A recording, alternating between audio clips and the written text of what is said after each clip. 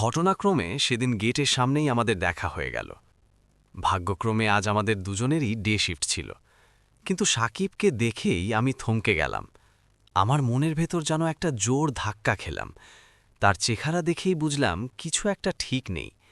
তার সেই চঞ্চল হাসি খুশি মুখটা কেমন যেন ফ্যাকাশে আর শুকিয়ে গেছে, চোখের নিচে কালির প্রলেপ। আমি তার হাতে হাত মেলাতে অভিযোগের সুরে বলেই ফেললাম, কিরে দোস্ত, পোস্টমর্টেম ডিপার্টমেন্টে যাওয়ার পরে তুই তো মেসেজের উত্তর দিতেও ভুলে গেছিস। কি হয়েছে তোর? চেহারাটা এমন দেখাচ্ছে কেন? মনে হচ্ছে অনেক দিন ঘুমাস না। আমার এই হালকা মেজাজের কথাতেও সাকিবের মুখে কোনো হাসির রেখা দেখা গেল না, বরং তার চেহারায় আতঙ্কের ঝাঁপ ফুটে উঠল। সে আমার কাছে এগিয়ে এলো, তারপর নিচু স্বরে প্রায় ফিসফিস করে বলল, শাহজান, আমার তোকে কিছু বলার আছে, খুব জরুরি কথা। প্রেজেন্ট বা হারিয়ে যাই ভয়ে রাত্রি অচিনপুরে তোর সাথে ওয়েলকাম ব্যাক। আশা করছি আপনারা সবাই ভালো আছেন, ভালোর দলে আছেন। আমিও ভালো আছি আর ভালোর দলেই আছি। নতুন একটা ঘটনায় যাব, যেভাবে লেখা আছে সেভাবেই পড়ে শোনাচ্ছি। আমার নাম ডাক্তার শাহজাহান। সালটা ২০০৮। আমি আর আমার পরম বন্ধু সাকিব দুজনে মিলে এমবিবিএস পাশ করলাম। দীর্ঘ ৪ বছরের হাড়ভাঙা ঘাটুনি, বিনিদ্র রজনী আর অজস্র পরীক্ষার বৈতরণী পার করে যখন ডাক্তার হওয়ার তকমাটা গায়ে লাগল, তখন মনে হয়েছিল যেন বিশ্ব জয় করে ফেলেছি। পাশ করার পরপরই ঢাকার একটি নামকরা সরকারি হাসপাতালে আমাদের ইন্টার্নশিপ বা হাউস জব শুরু হলো।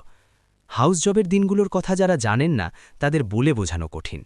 এমন একটা সময় যখন একজন নবীন ডাক্তারকে পুঁথিগত বিদ্যের জগৎ থেকে বের হয়ে বাস্তব পৃথিবীর কঠিন পরিস্থিতির মুখোমুখি হতে হয়। ডিউটির সময়টা ছিল বেশ অদ্ভুত এবং ক্লান্তিকর। আমাদের ডে শিফটের পাশাপাশি নাইট শিফটও করতে হতো। দিনের বেলায় ডিউটি করার জন্য খুব একটা সমস্যা ছিল না, কারণ দিনের আলোতে মানুষের কোলাহলে আর ব্যস্ততায় সময়টা কোন দিক দিয়ে কেটে যেত টেরই পেতাম না। কিন্তু রাতের ডিউটি বা নাইট শিফট ছিল আমার জন্য সাক্ষাৎ নরক। সত্যি বলতে, রাতের ডিউটির কথা শুনলেই আমার জীবন বের হয়ে যাওয়ার উপক্রম হতো। হাসপাতালে এসে আমি বুঝলাম আমি আসলে ঘুমের ব্যাপারে খুবই কাঁচা। ছোটবেলা থেকেই রাত জাগা আমার জন্য ছিল বিশ্বের সবচেয়ে কঠিন কাজগুলোর একটি। আর এখানে তো শুধু রাত জাগা নয়, সজাগও থাকতে হয়। আমার সবসময় এই একটাই ভয় কাজ করত, ইস, যদি একটু চোখের পাতা এক করি, আর ওই তন্দ্রাচ্ছন্ন বা আচ্ছন্ন অবস্থায় আমার হাত দিয়ে কোনো ভুল হয়ে যায়। এই ভুলের মাশুল্প কোনো সাধারণ মাশুল নয়, এর সাথে জড়িয়ে আছে মানুষের জীবন মরণ। এই ভয়ে আমি রাতে ডিউটি করার সময় বারবার বেসিনে গিয়ে মুখে পানির ঝাপটা দিতাম। ঠান্ডা পানি যখন চোখে মুখে লাগত, তখন ক্ষণেকের জন্য ঘুম পালে তো বটে, কিন্তু শরীরের ক্লান্তি যেত না। তবু আমি আমার দায়িত্ব কর্তব্যে কখনোই বিন্দুমাত্র অবহেলা করিনি। আমার আর সাকিবের বন্ধুত্ব ছিল খুবই গভীর। আমাদের সবসময় চেষ্টা থাকত যেন ডিউটির শিফটগুলো একসাথে পড়ে। একসাথে ডিউটি হলে কাজের চাপটাকে আর চাপ মনে হতো না, গল্পের ছলে কাজ হয়ে যেত। কিন্তু সরকারি হাসপাতালের রোস্টার তো আর আমাদের ইচ্ছে মতো চলে না, এটা আমাদের হাতে ছিল না।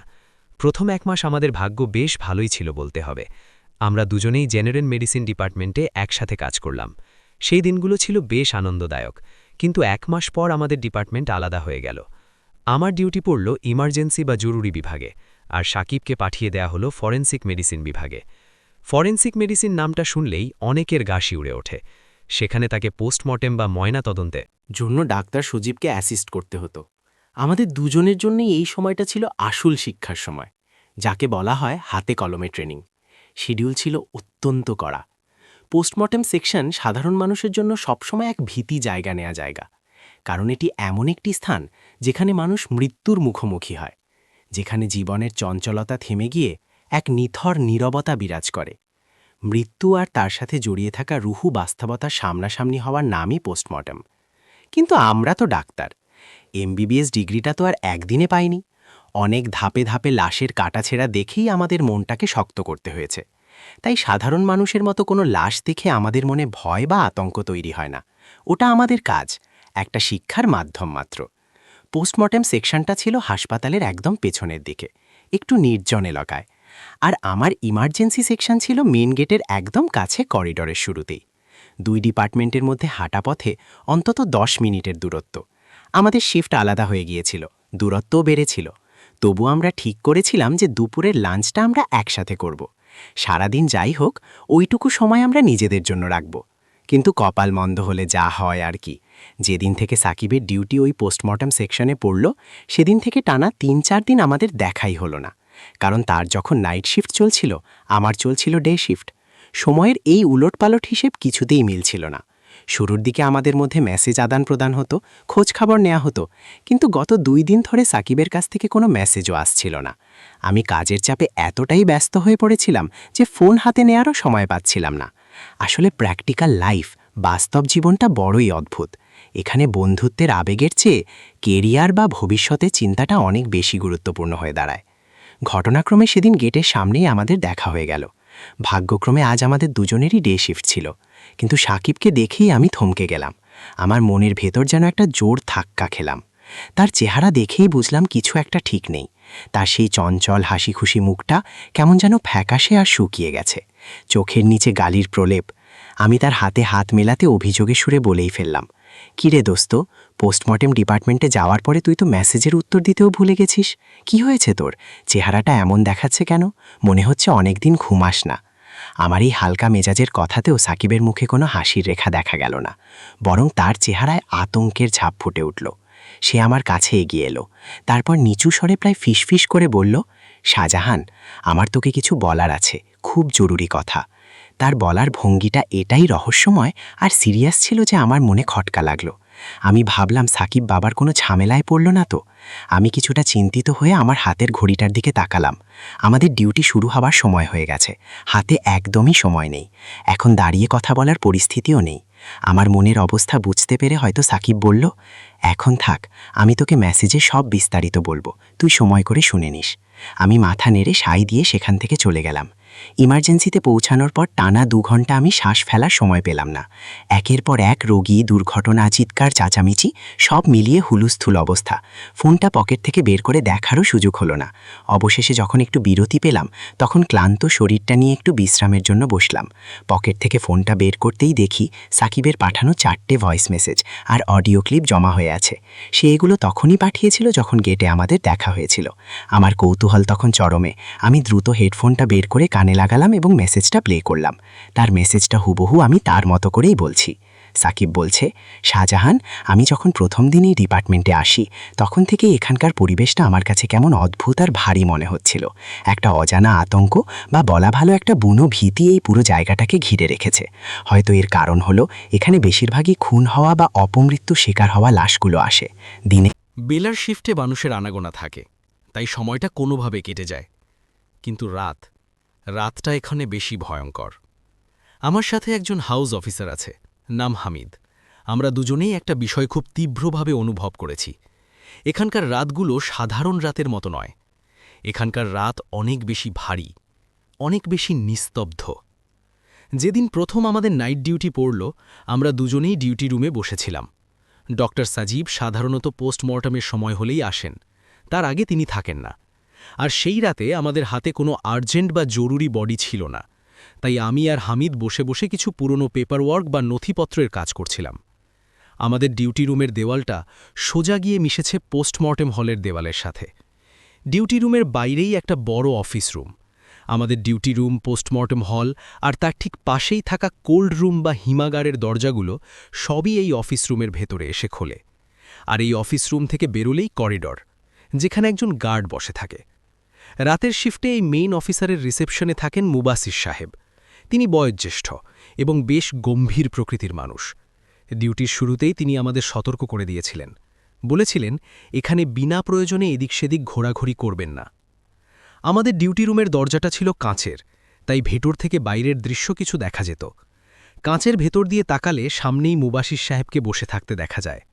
রাত তখন আনুমানিক 1:30 বা 2টা। আমরা আমাদের কাজে মগ্ন ছিলাম। কাজ করতে করতেই হঠাৎ আমার চোখটা নিজের অজান্তেই সামনে উঠে গেল। দেখলাম মুবাসির সাহেবের ডেস্কের ঠিক পাশেই একটা মেয়ে দাঁড়িয়ে আছে। আমি মেয়েটির সাইড ভিউ বা একপাশের অবয়ব দেখতে পাচ্ছিলাম। তার পরনে ছিল সাধারণ ডাক্তারদের মতো সাদা আব্র আর মাথায় জড়ানো ছিল একটা নীল রঙের ওড়না। মুবাসির সাহেব তখন টেবিলে মাথা নিচু করে কোনো কাজ করছিলেন, হয়তো কিছু লিখছিলেন। আমার প্রথমে মনে হলো অন্য কোনো ডিপার্টমেন্টের হাউস অফিসার হবে, হয়তো কোনো প্রয়োজনে এসেছে। তাই আমি আর বেশিক্ষণ তাকালাম না, আবার নিজের কাজে মন দিলাম। হামিদ তার কাজে ব্যস্ত ছিল, কিন্তু 10 থেকে 15 মিনিট পর আবার চোখ আমার সামনে গেল। দেখি মেয়েটা ওখান থেকে হেঁটে চলে যাচ্ছে। তার মাথার ওড়নাটা এমনভাবে জড়ানো ছিল তার মুখটা আমি দেখতে পেলাম না। ওড়নার আড়ালে মুখটা ঢাকা পড়েছিল। এটাই ছিল প্রথমবার যখন আমি মেয়েটাকে দেখি। এরপর আমি সেই মেয়েটাকে আবার দেখলাম কোল্ড রুমের ভেতরে। সাকিবের প্রথম ভয়েস মেসেজটা এই বাক্যেই শেষ হয়ে গেল। আমি কিছুটা অবাক হলাম। সাকিব কি তবে হ্যালুসিনেশনে ভুগছে? আমি তো জানি সাকিব এমন ছেলে নয় যে অকারণে এসব নিয়ে মাথা ঘামাবে। আমার মনের ভেতরে কৌতূহল আরও বেড়ে গেল। আমি দেরি না করে সাথে সাথেই দ্বিতীয় মেসেজটা প্লে করলাম। দ্বিতীয় মেসেজে সাকিব বলছিল, সেদিন রাত 2:30টার দিকে আমাদের কাছে একটা কল এলো। জানানো হলো যে 15 থেকে 20 মিনিটের মধ্যে একটা ডেড বডি আসছে, আমাদের সেটা রিসিভ করতে হবে এবং পোস্টমর্টেমের জন্য তৈরি রাখতে হবে।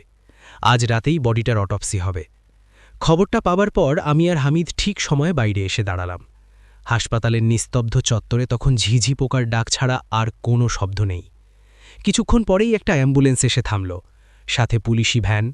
পুলিশি ঝামেলা আর কাগজের ঝামেলা শেষ করে আমরা বডিটা রিসিভ করলাম। নিয়ম অনুযায়ী প্রথমেই আমরা বডিটাকে কোল্ড রুমে শিফট করলাম। কোল্ড রুমের গঠনটা একটু অদ্ভুত। এর একটা মেন দরজা যেমন অফিস রুমের দিকে আছে, তেমনি আরেকটা ভেতরের ছোট দরজা সরাসরি পোস্টমর্টেম হলের দিকে খোলে। এই ব্যবস্থাটা রাখা হয়েছে যাতে বডিকে ময়নাতদন্তের জন্য সহজেই ভেতর দিয়ে আনা নেওয়া করা যায়। আমি আর হামিদ ওই ছোট দরজা দিয়েই পোস্টমর্টেম হলে ঢুকলাম। আমরা দ্রুত হাতে সব যন্ত্রপাতি, কাঁচি ইত্যাদি গুছিয়ে নিতে লাগলাম। হঠাৎ হঠাৎ করে আমার মনে হলো কোল্ড রুমের ওই ভেতরের দরজাটা খুলে গেল। আমি চমকে উঠলাম।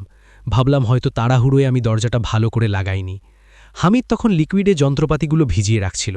সে আমাকে বলল, সাকিব, দরজাটা ভালো করে লাগিয়ে দাও তো। আমি এগিয়ে গেলাম দরজাটা বন্ধ করার জন্য। দরজার কাছে গিয়ে হাতলটা ধরতেই আমার চোখ চলে গেল কোল্ড রুমের ভেতরে। আমি যা দেখলাম তাতে আমার রক্ত হিম হয়ে গেল।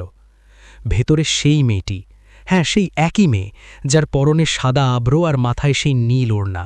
সে পিঠ ঘুরিয়ে দাঁড়িয়ে আছে। আমি এক পলকেই তাকে চিনে ফেললাম। তার সেই নীল ওড়নাটা কোল্ড রুমের আবছা আলোতেও স্পষ্ট বোঝা যাচ্ছিল। আমার মনে হলো সে নিশ্চয়ই অফিস রুমের মেইন দরজা দিয়ে ভেতরে ঢুকেছে। কিন্তু সে এখানে কি করছে?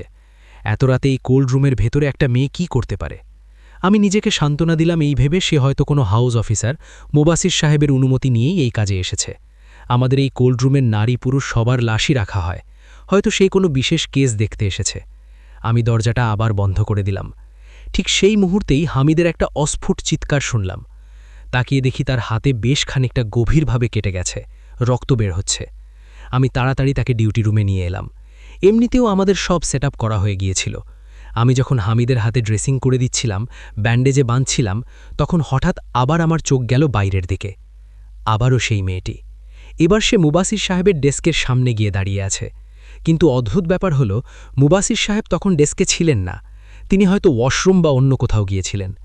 আমি ভাবলাম হয়তো মেয়েটা কোনো সাহায্য চাইছে বা কিছু খুঁজছে। এই ভেবে আমি হামিদকে বসিয়ে রেখে উঠে বাইরে এলাম। কিন্তু বাইরে আসতেই আমার পিলে চমকে গেল। আমি যখন ডিউটি রুমের ভেতর থেকে দেখছিলাম সে ওখানেই ছিল, কিন্তু আমি যখন দরজা খুলে বাইরে পা রেখেছি সে আর ওখানে নেই। চোখের পলকে সে ওখান থেকে সরে অফিস রুমের দরজা দিয়ে বেরিয়ে যাচ্ছে। আমার মাথায় কিছুতেই ঢুকছিল না এত কম সময়ের মধ্যে একটা মানুষ কিভাবে এত দ্রুত এক জায়গা থেকে আরেক জায়গায় যেতে পারে। আমি হতভম্ব হয়ে তাকিয়েছিলাম। তখনই ভেতর থেকে হামিদ আতঙ্কিত মুখ করে বেরিয়ে এলো। সে বলল, সাকিম, ভেতর থেকে কেমন একটা অদ্ভুত শব্দ আসছে, মনে হচ্ছে কেউ হাঁটাহাঁটি করছে। আমি প্রথমে তার কথাটাকে পাত্তা দেইনি। ভাবলাম এই জায়গায় হয়তো ইঁদুর বেড়ালের অনেক উৎপাত।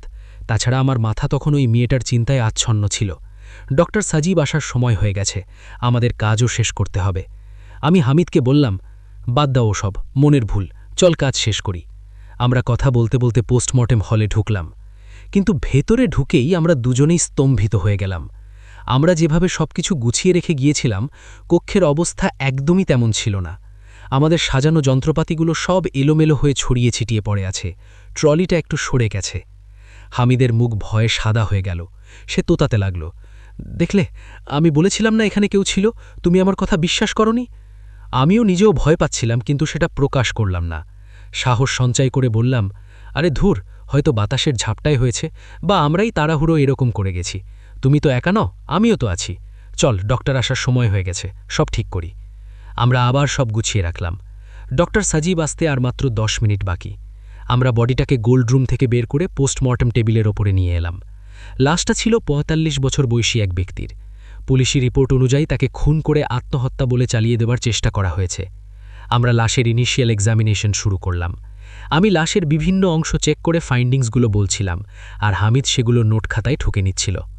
আমি যেই লাশের গায়ের কাপড়টা সরালাম, ঠিক তখনই কোল্ড রুমের ভেতর থেকে ধাড়াম করে একটা শব্দ হলো। মনে হলো কেউ যেন ভারী একটা কিছু ছুঁড়ে মারল। আমরা দুজনেই লাফিয়ে উঠলাম। ভয় আমাদের গ্রাস করছিল, কিন্তু ডিউটি তো ডিউটি, ভয় পেলে কাজ থামানো যাবে না। আমরা কথা বলতে বলতে পোস্টমর্টেম হলে ঢুকলাম।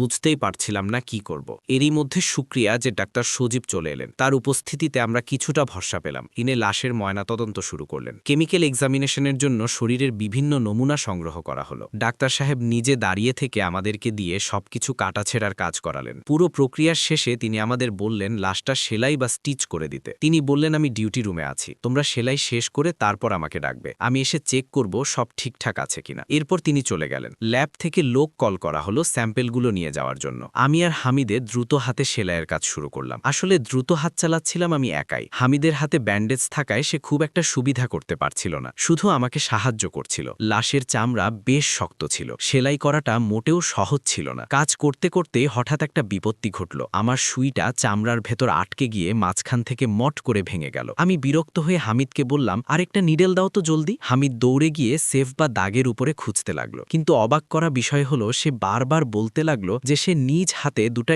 এক্সট্রা সুই ওখানে প্যাকেট করে রেখেছিল, কিন্তু এখন সেটা সেখানে নেই, দাগটা একদম খালি। আমার হঠাৎ মনে পড়ল আমি যখন হামিদের হাতে ড্রেসিং করছিলাম তখন ডিউটি রুমের ড্রয়ারে কিছু শুজ দেখেছিলাম। আমি হামিদকে বললাম, হামিদ ডিউটি রুমের ড্রয়ারে যাও, ওখানে আছে, নিয়ে এসো। হামিদ সাথে সাথেই দৌড়ে বেরিয়ে গেল। হামিদ বেরিয়ে যাওয়ার পর পোস্টমর্টেম হলে নেমে এলো এক পিন পতন নীরবতা, এমন নীরবতা যা কানের তালা লাগিয়ে দেয়। আমি লাশের বুকের উপর থেকে কাপড়টা টেনে ঠিক করে দিলাম এবং ভাঙা সুচটা ট্রেতে রাখলাম। আমার চোখ একবার লাশের মুখের দিকে গেল, সাথে সাথেই আমি মুখ ফিরিয়ে নিলাম। ট্রেনিং আর শক্ত মনের বড়াই যতই করি না কেন, গভীর রাতে একটা লাশের সাথে একা দাঁড়িয়ে থাকা যে কতটা অস্বস্তিকর তা বলে বোঝানো যাবে না। হামিদ গেছে প্রায় 2 মিনিট হয়ে গেছে। আমি তাকে ডাক দিলাম, আমি কি হলো সুচ পেলে? কিন্তু ওপাশ থেকে কোনো উত্তর এলো না। ঠিক সেই মুহূর্তে আমার মনে হলো কোল্ড রুমের দরজার কাছে কারো পায়ের শব্দ, খসখস করে কেউ হাঁটছে। আমি কাজ থামিয়ে কান খাড়া করলাম। বুকের ধরফরানিটা বেড়ে গেল। দেখুন, আমি নিজেকে বোঝালাম এই জায়গাটা এমনই, এখানে মস্তিষ্কের ভুল বা হ্যালুসিনেশন হওয়া খুব স্বাভাবিক। নিজেকে ব্যস্ত রাখার জন্য আমি ঘুরে দাঁড়ালাম এবং ট্রেতে রাখা জিনিসগুলো গোছাতে লাগলাম। ঠিক তখনই আমার কানের কাছে নয়, একদম পেছন থেকে একটা শব্দ পেলাম। আমি ঝট করে পেছনে ফিরলাম। লাশটা তো টেবিলের উপর তেমনই পড়ে আছে, কিন্তু লাশের টেবিল থেকে সামান্য দূরে কোল্ড রুমের দরজার ঠিক সামনে দাঁড়িয়ে আছে সেই মেয়েটি, সেই সাদা অ্যাপ্রন, মাথায় সেই নীল ওড়না। আমার শ্বাস প্রশ্বাস বন্ধ হয়ে আসার উপক্রম। এই মেয়েটা কখন ভেতরে ঢুকলো? আমি তো কোনো শব্দ পাইনি। আমি কিছু একটা বলতে চাইলাম, জিজ্ঞেস করতে চাইলাম, কে আপনি, কি চান এখানে? কিন্তু আমার গলা দিয়ে কোনো শব্দ বের হলো না। হঠাৎ মেয়েটা ঘাড়টা আমার দিকে না ঘুরিয়ে উল্টো দিকে মোড় নিল, আর তখনই তার মাথার ওড়নাটা একটু সরে গেল। আমার দৃষ্টি গিয়ে পড়ল তার কপালের একপাশে, আর যা দেখলাম তাতে আমার শরীরের প্রত্যেকটা লোম দাঁড়িয়ে গেল। আমার রক্ত জমে বরফ হয়ে গেল। দেখলাম তার কপালের এক কোণে বড় বড় করে সেলাই বা স্টিচ দেয়া একটা বিশাল ক্ষত সেখানে হাঁ করে আছে, যা এবড়োখেবড়োভাবে সেলাই করা। আমি সারা রাত ধরে যাকে ডাক্তার বা হাউস অফিসার ভেবে এসেছি সে আসলে মানুষ নয়, সে একটা লাশ। আমার চোখের সামনেই সে ধোঁয়াশা বা কুয়াশার মতো মিলিয়ে গেল, হাওয়ায় মিলিয়ে গেল তার অস্তিত্ব। এখানেই সাকিবের দ্বিতীয় ভয়েস মেসেজ শেষ। তার এই কথায় আমি বাকরুদ্ধ হয়ে গেলাম। আমার গা ছমছম করতে শুরু করলো। আমি দ্রুত তৃতীয় মেসেজটা ওপেন করলাম। সাকিব বলছিল, শাহজাহান, সেই দৃশ্য আর সেই অনুভূতি এতটাই ভয়ঙ্কর ছিল যে আমি আর নিজেকে ধরে রাখতে পারিনি। আমি ওইখানেই জ্ঞান হারিয়ে ফেলেছিলাম। যখন আমার জ্ঞান ফিরল দেখে আমি ডিউটি রুমের সোফায় শুয়ে আছি। ডক্টর সজীব আর হামিদ আমার শিওরে বসে আছে, তাদের চোখে মুখে উদ্বেগের ছাপ। তারা ভেবেছিল একটা লাশের সাথে থাকার কারণে আমি ভয় পেয়ে অজ্ঞান হয়ে গেছি। আমি তাদের কিছুই বললাম না, কাউকে বলা সম্ভবও ছিল না। ডক্টর সাহেব আমাকে একদিনের ছুটি দিয়ে দিলেন। আমি বাসায় চলে এলাম, কিন্তু বাসায় এসেও আমার শান্তি নেই। একটা অদ্ভুত অস্থিরতা আমাকে ঘিরে ধরেছে। ওই মেয়েটা ওখানে কেন ঘুরছিল, আর আমাকেই বা কেন দেখা দিল? আমি চোখ বন্ধ করলেই সেই ক্ষতবিক্ষত কপাল আর নীল ওড়নাটা ভেসে ওঠে। একদিনের ছুটির পর আমি আবার ডিউটিতে গেলাম। ডক্টর দয়া করে আমার আর হামিদের ডিউটি শিফট চেঞ্জ করে ডে শিফটে দিয়ে দিলেন। হামিদের অবস্থাও আমার মতোই খারাপ ছিল। সে আমাকে বলল, সাকিব, ওই রাতে যে আমার হাতটা কেটেছিল ওটা এমনি এমনি কাটেনি। আমার স্পষ্ট মনে আছে কেউ একজন আমার কানের কাছে ফিস ফিস করে কিছু বলছিল। আমি চমকে উঠেই হাতটা কেটে যায়। সে বলল যখন সূচটা ভেঙেছিল তখনও সে অদ্ভুত শব্দ শুনেছিল। আর সবচেয়ে ভয়ের কথা, হামিদ যখন সুচ আনতে ডিউটি রুমে গিয়েছিল তখন ড্রয়ার খুলতেই সে অটকে উঠল। সে নিজের হাতে যে সুচগুলো পোস্টমর্টেম হলে ট্রেতে রেখে এসেছিল ঠিক সেই প্যাকেটটাই এখন ডিউটি রুমের ড্রয়ারে। সে নিজের হাতে যে সুচগুলো রেখে এসেছিল, এতটা পথ এগুলো এলো কিভাবে? সে দৌড়ে দৌড়ে হলের দরজা খুলল, দেখল আমি ফ্লোরে অজ্ঞান হয়ে পড়ে আছি। আমরা এখন দিনের বেলা ডিউটি করছি ঠিকই, কিন্তু সেই রাতের পর থেকে আমি আর স্বাভাবিক হতে পারছি না। একা থাকলেই ভয় লাগে, বুকের ভেতরটা সবসময় ধরফর করে, রাতে ঘুমোতে পারি না, দুঃস্বপ্ন দেখে ধর্মর করে উঠে বসি। আর কাল আমি এমন একটা জিনিস পেয়েছি যে আমাকে পুরোপুরি নাড়িয়ে দিয়েছে। তৃতীয় মেসেজটা এখানে শেষ হলো। আমি চতুর্থ মেসেজটা প্লে করতে যাচ্ছিলাম, ঠিক তখনই ইমার্জেন্সিতে একটা সিরিয়াস কেস এলো। আমাকে বাধ্য হয়ে ফোন রেখে দৌড়াতে হলো। এতটাই ব্যস্ত হয়ে পড়লাম যে দুপুরের লাঞ্চের আগে আর ফোনটা হাতে নেওয়ার সুযোগই হলো না। লাঞ্চের সময় আমি ঠিক করলাম আজ সাকিবের সাথেই লাঞ্চ করব এবং বাকি ঘটনা শুনবো। তাই আমি আমার ডিপার্টমেন্ট থেকে বেরিয়ে একটু নির্জন জায়গায় গিয়ে বসলাম। কানে হেডফোন লাগিয়ে চতুর্থ মেসেজটা অন করলাম। আমি জানতে চাইছিলাম সে কি এমন পেয়েছে যা তাকে এতটা ভয় পাইয়ে দিয়েছে। চতুর্থ মেসেজের শুরুতে কিছুক্ষণ নীরবতা। মনে হলো সাকিব কথা বলতে গিয়ে হাঁপিয়ে উঠেছে। তারপর সে ভাঙা গলায় বলতে শুরু করলো, শাহজাহান, যখন আমাদের তেমন কোনো কাজ থাকে না তখন আমরা ডিউটি রুম থেকে মেইন অফিসে এসে বসি। দিনের বেলা মোবাশির সাহেবের জায়গায় জহির সাহেব থাকেন। সেদিন তিনি আমাকে আর হামিদকে বলে একটু বাইরে গিয়েছিলেন কোনো কাজে। তিনি যাওয়ার কিছুক্ষণ পরেই এক্সামিনেশন ল্যাব থেকে একটা লোক এলো কিছু ইম্পর্টেন্ট ডকুমেন্টস নিতে। আমি ফাইল খোঁজার জন্য অফিসের কেবিনেট বা আলমারিটা খুললাম। ফাইলের স্তূপের মাঝে হঠাৎ আমার চোখ আটকে গেল একটা পলিথিনের প্যাকেটে। সেই প্যাকেটের ভেতরে একটা নীল ওড়না। আমি ল্যাবের লোকটাকে বিদায় করেই কাপা কাপা হাতে প্যাকেটটা বের করে আনলাম। এটা নিশ্চিতভাবেই সেই মেয়েটির ওড়না যাকে আমি রাতে দেখেছিলাম। আমি প্যাকেটটা খুলে ওড়নাটা বের করলাম। অর্ধেকটা পুরনো ছিল না, অর্ধেকটা ছেঁড়া। তার সাথে একটা ফাইলের ট্যাগ লাগানো ছিল যাতে একটা কোড নাম্বার লেখা। আমি কৌতূহলবশত ওই কোড নাম্বার দিয়ে পুরনো রেকর্ড ফাইলগুলো ঘাঁটতে শুরু করলাম। অনেক খোঁজাখুঁজির পর যা পেলাম তা দেখে আমার হাত থেকে ফাইলটা পড়ে গেল। মেয়েটি ছিল একজন মেডিকেল স্টুডেন্ট। মাত্র 15 দিন আগে এক মর্মান্তিক বাস দুর্ঘটনায় তার মৃত্যু হয়। সে বাসের ড্রাইভারের ঠিক পাশের সিটেই বসেছিল। বাসটা নিয়ন্ত্রণ হারিয়ে সামনে থাকা একটা রড বোঝাই ট্রাকের পেছনে সজোরে ধাক্কা মারে। ট্রাক থেকে বেরিয়ে থাকা একটা লোহার রড সোজা এসে মেয়েটির কপালে ঢুকে যায় এবং সে ঘটনাস্থলেই মারা যায়। তার পোস্টমর্টেম এই হাসপাতালেই হয়েছিল। হয়তো তার ব্যক্তিগত জিনিসপত্র বা আলামত হিসেবে এই ছেঁড়া ওড়নাটা রয়ে গিয়েছিল। কেউ নিতে আসেনি বা ভুলে এখানে থেকে গেছে। এটাই ছিল নিচুক এক অবহেলা। শাহজাহান, এখন আমি আরও বেশি আতঙ্কিত। আমার মনে হচ্ছে আমি পাগল হয়ে যাব। অদ্ভুত সব খেয়াল আমার মাথায় আসছে। আমি সিদ্ধান্ত নিয়েছি আমি এই হাউস জব আর করব না। আমি এখান থেকে চলে যাব। সাকিবের এই শেষ কথাটা শুনে আমি রীতিমতো বিচলিত হয়ে পড়লাম। আমার বন্ধুর এই অবস্থা মেনে নেওয়া কঠিন ছিল। আমি আর দেরি না করে সোজা তার ডিপার্টমেন্টের দিকে ছুটলাম। কিন্তু সেখানে গিয়ে শুনলাম সাকিব নেই। হামিদ জানালো সাকিবের শরীর খুব খারাপ লাগছিল, তাই সে আধা ঘন্টা আগেই ছুটি নিয়ে বাসায় চলে গেছে। সাকিব এই ঘটনাগুলোকে খুব গভীরভাবে মনের ভেতরে গেঁথে নিয়েছিল। আমি সেখান থেকেই তাকে কল করলাম, কিন্তু সে ফোন ধরল না। টানা 2 দিন আমি তাকে ফোনে পাওয়ার চেষ্টা করলাম, কোনো লাভ হলো না। অবশেষে তৃতীয় দিন আমি তার বাসায় যাওয়ার সিদ্ধান্ত নিলাম। তার বাসা ছিল ঢাকার ধানমন্ডিতে। আমি সরাসরি তার বাসায় উপস্থিত হলাম। গিয়ে দেখি তার অবস্থা ভয়াবহ। প্রচণ্ড জ্বর এসে কাতরাচ্ছে, চোখ মুখ বসে গেছে। আমাকে দেখে সে জড়িয়ে ধরে বলল, শাহজাহান, ওই মেয়েটা এখন আমাকে এখানেও দেখা দেয়। আমি ঘরের কোণায় তাকে দাঁড়িয়ে থাকতে দেখি। আমি তাকে অনেকবার বোঝালাম, সান্ত্বনা দিলাম, যেসব মনের ভুল, সে অতিরিক্ত চিন্তা করছে বলে হ্যালোসিনেট করছে। কিন্তু সে কোনো কথাই শুনতে চাইল না। সত্যিই সে আর হাউস জবে ফিরে যায়নি। শুধু তাই নয়, সে মানুষের সাথে মেলামেশাও এক প্রকার বন্ধ করে দিল। একসময়ের চঞ্চল ছেলেটা কেমন যেন গুমোট আর চুপচাপ হয়ে গেল। আমি আমার হাউস জব চালিয়ে যাচ্ছিলাম, কিন্তু বন্ধুর খোঁজ রাখা ছাড়িনি। কাকতালীয়ভাবে কিছুদিন পর আমার ডিউটি ওই পোস্টমর্টেম ডিপার্টমেন্টেই পড়ল। সাকিবের কথাগুলো আমার মনে বাঁচত সবসময়। এটা সত্যি যে ওখানকার রাতের পরিবেশটা ছিল অসম্ভব ভারী। আমি নিজে কখনো কোনো ছায়া বা মূর্তি কিছুই দেখিনি, কিন্তু অদ্ভুত সব আওয়াজ পাওয়াটা ওখানে ছিল নিত্য নৈমিত্তিক ব্যাপার। মুবাশির সাহেবের সাথে আমার বেশ ভালো সম্পর্ক গড়ে উঠেছিল। একদিন কথায় কথায় আমি তাকে সাকিবের অভিজ্ঞতার কথা বললাম। তিনি দীর্ঘশ্বাস ফেলে বললেন, ডাক্তার সাহেব, আমি কোনো মেয়েকে দেখিনি বটে, তবে একদিন আমার সাথেও খুব অদ্ভুত একটা ঘটনা ঘটেছিল। আমি অফিস রুমে বসেছিলাম। হঠাৎ দেখলাম পোস্টমর্টেম হলের দরজা খুলে এক লোক বেরিয়ে এলো। তার গায়ে একটা চাদর বা শাল জড়ানো ছিল, যাতে তার পুরো মুখ ঢাকা পড়েছিল। সে খুব দ্রুত পায়ে আমার সামনে দিয়ে হেঁটে বাইরে চলে গেল। আমি অবাক হয়ে তার পিছু নিলাম। ঠিক বাইরে গিয়ে দেখি কেউ নেই। গেটের গার্ডকে জিজ্ঞেস করলাম, সেও বলল কেউ বের হয়নি। এছাড়া মাঝে মাঝে ঝিমুনি এলে মনে হয় কেউ আমার চেয়ারে সজোরে ধাক্কা দিচ্ছে। কখনো বা অস্পষ্ট কান্নার শব্দ বা চিৎকার ভেসে আসে। তবে আমরা এসবের সাথে মানিয়ে নিয়েছি। মন শক্ত না করলে এখানে চাকরি করা সম্ভব নয়। আমি শেষ পর্যন্ত ওই হাসপাতালেই আমার হাউস জব বা ইন্টার্নশিপ সম্পন্ন করলাম। কিন্তু সাকিব আর ফিরেনি। কিছুদিন বিরতি নিয়ে কিছুটা সুস্থ হওয়ার পর সে অন্য একটি হাসপাতালে জয়েন করে। কিন্তু সেই রাতের বিভীষিকা তার মন থেকে কখনো মুছে গিয়েছিল কিনা আমি জানি না। আমি শাহজাহান, আজ বিদায় নিচ্ছি। আল্লাহ হাফেজ। প্রিয় লিসেনার্স, আপনাদের জন্য আমি মোহাম্মদ সাবিত আলম এই ঘটনাটি কালেক্ট করেছিলাম। যদি ভালো লেগে থাকে তাহলেই আমার সার্থকতা। ধন্যবাদ সাবিত, এবং আশা করছি যে এই ঘটনাটি যারা শুনলেন তাদেরও ভালো লেগেছে। যদি ভালো লাগে অবশ্যই আমাকে জানাবেন। আমরা চলে যাব আমাদের পরবর্তী ঘটনায়। Welcome back. আমি রাতেশ আছে, শুনছেন ভূত.com presents Achinpur haunted by Airtel. Next ঘটনায় যাব, তবে তার আগে একটা দারুণ খবর জানিয়ে দেই।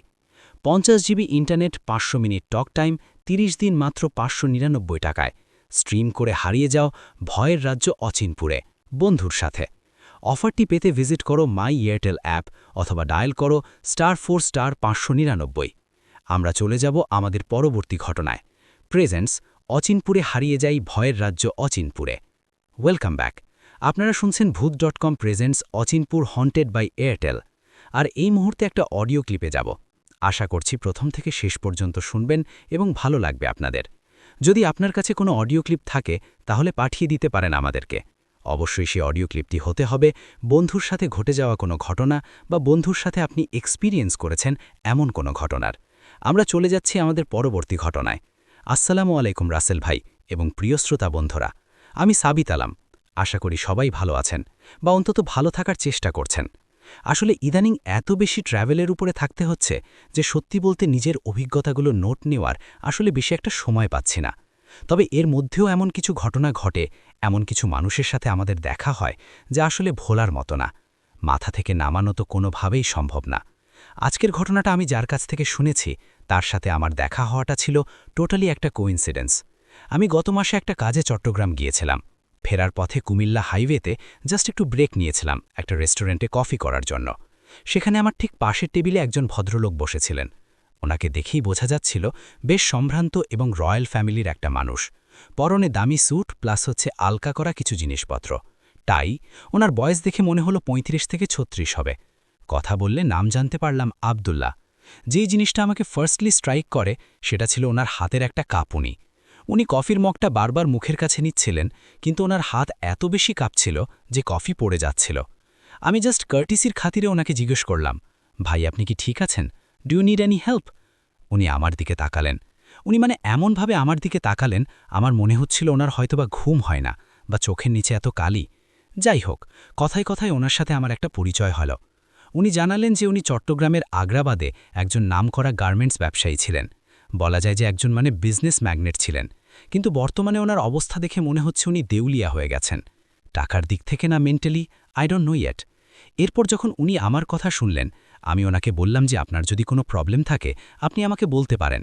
তো উনি আমাকে প্রথমে বললেন যে ঘটনাগুলো মানুষ বিশ্বাস করবে না। আমি আমার পরিচয় দিলাম। আমি বললাম যে আমি একজন প্যারানর্মাল ইনভেস্টিগেটর। তো এরপরে উনি আমার হাতটা খোপ করে ধরে ফেললেন, লিটারেলি চেপে ধরলেন। বললেন, ভাই আমি লজিক বিশ্বাস করতাম, আমি সায়েন্সেও বিশ্বাস করতাম, কিন্তু আমার নিজের টাকায় বানানো বাড়িটা আমার জীবনটা যেভাবে চিবিয়ে খাবে এটা আমি ভাবতে পারিনি। ঘটনাটা এরপর আমি ওনার কাছ থেকে শুনলাম এবং ওনার কাছ থেকে শুনে আমি নিজের মতো করে আপনাদেরকে বলছি। আব্দুল্লাহ সাহেব আগ্রাবাদে ওনার পৈতৃক কিছু জমির পাশে কেনা কিছু জমি মিলিয়ে একটা ডুপ্লেক্স বাড়ি করার প্ল্যান করেছিলেন আজ থেকে প্রায় 1.5 বছর আগে। লোকেশনটা একটু মেইন রোডের থেকে ভেতরে। জায়গাটা বেশ ড্যাম্প, আশেপাশে প্রচুর বারঝাড় আর পুরাতন কিছু পরিত্যক্ত স্ট্রাকচার ছিল। কনস্ট্রাকশন যখন শুরু হলো তখন আব্দুল্লাহ সাহেব অনেক জায়গায় রেড ফ্ল্যাগ পাচ্ছিলেন, কিন্তু সেগুলো উনি ইগনোর করছিলেন, যেমনটা আমরা করি আর কি। প্র্যাকটিক্যালি মানুষ যারা আমরা আছি তারা যেরকমটা আর কি করে থাকি। সমস্যাটা শুরু হয়েছিল লেবারদের মধ্যে। ভিত খোঁড়ার সময় লেবারেরা কমপ্লেন করতে থাকে যে মাটি থেকে নাকি খুব বাজে গন্ধ আসছে, যেমন পচা মাংসের মতো, আবার কখনো মনে হতো পোড়া বারুদের মতো গন্ধ। আব্দুল্লাহ সাহেব ভাবলেন যে হয়তো মাটির নিচে পুরাতন কোনো ড্রেন বা ওয়েস্টেজ লাইন আছে, সেই কারণে হয়তো বা এটার জন্য এরকম কিছু হতে পারে। তো উনি বেশি মাথায় ঘামালেন না।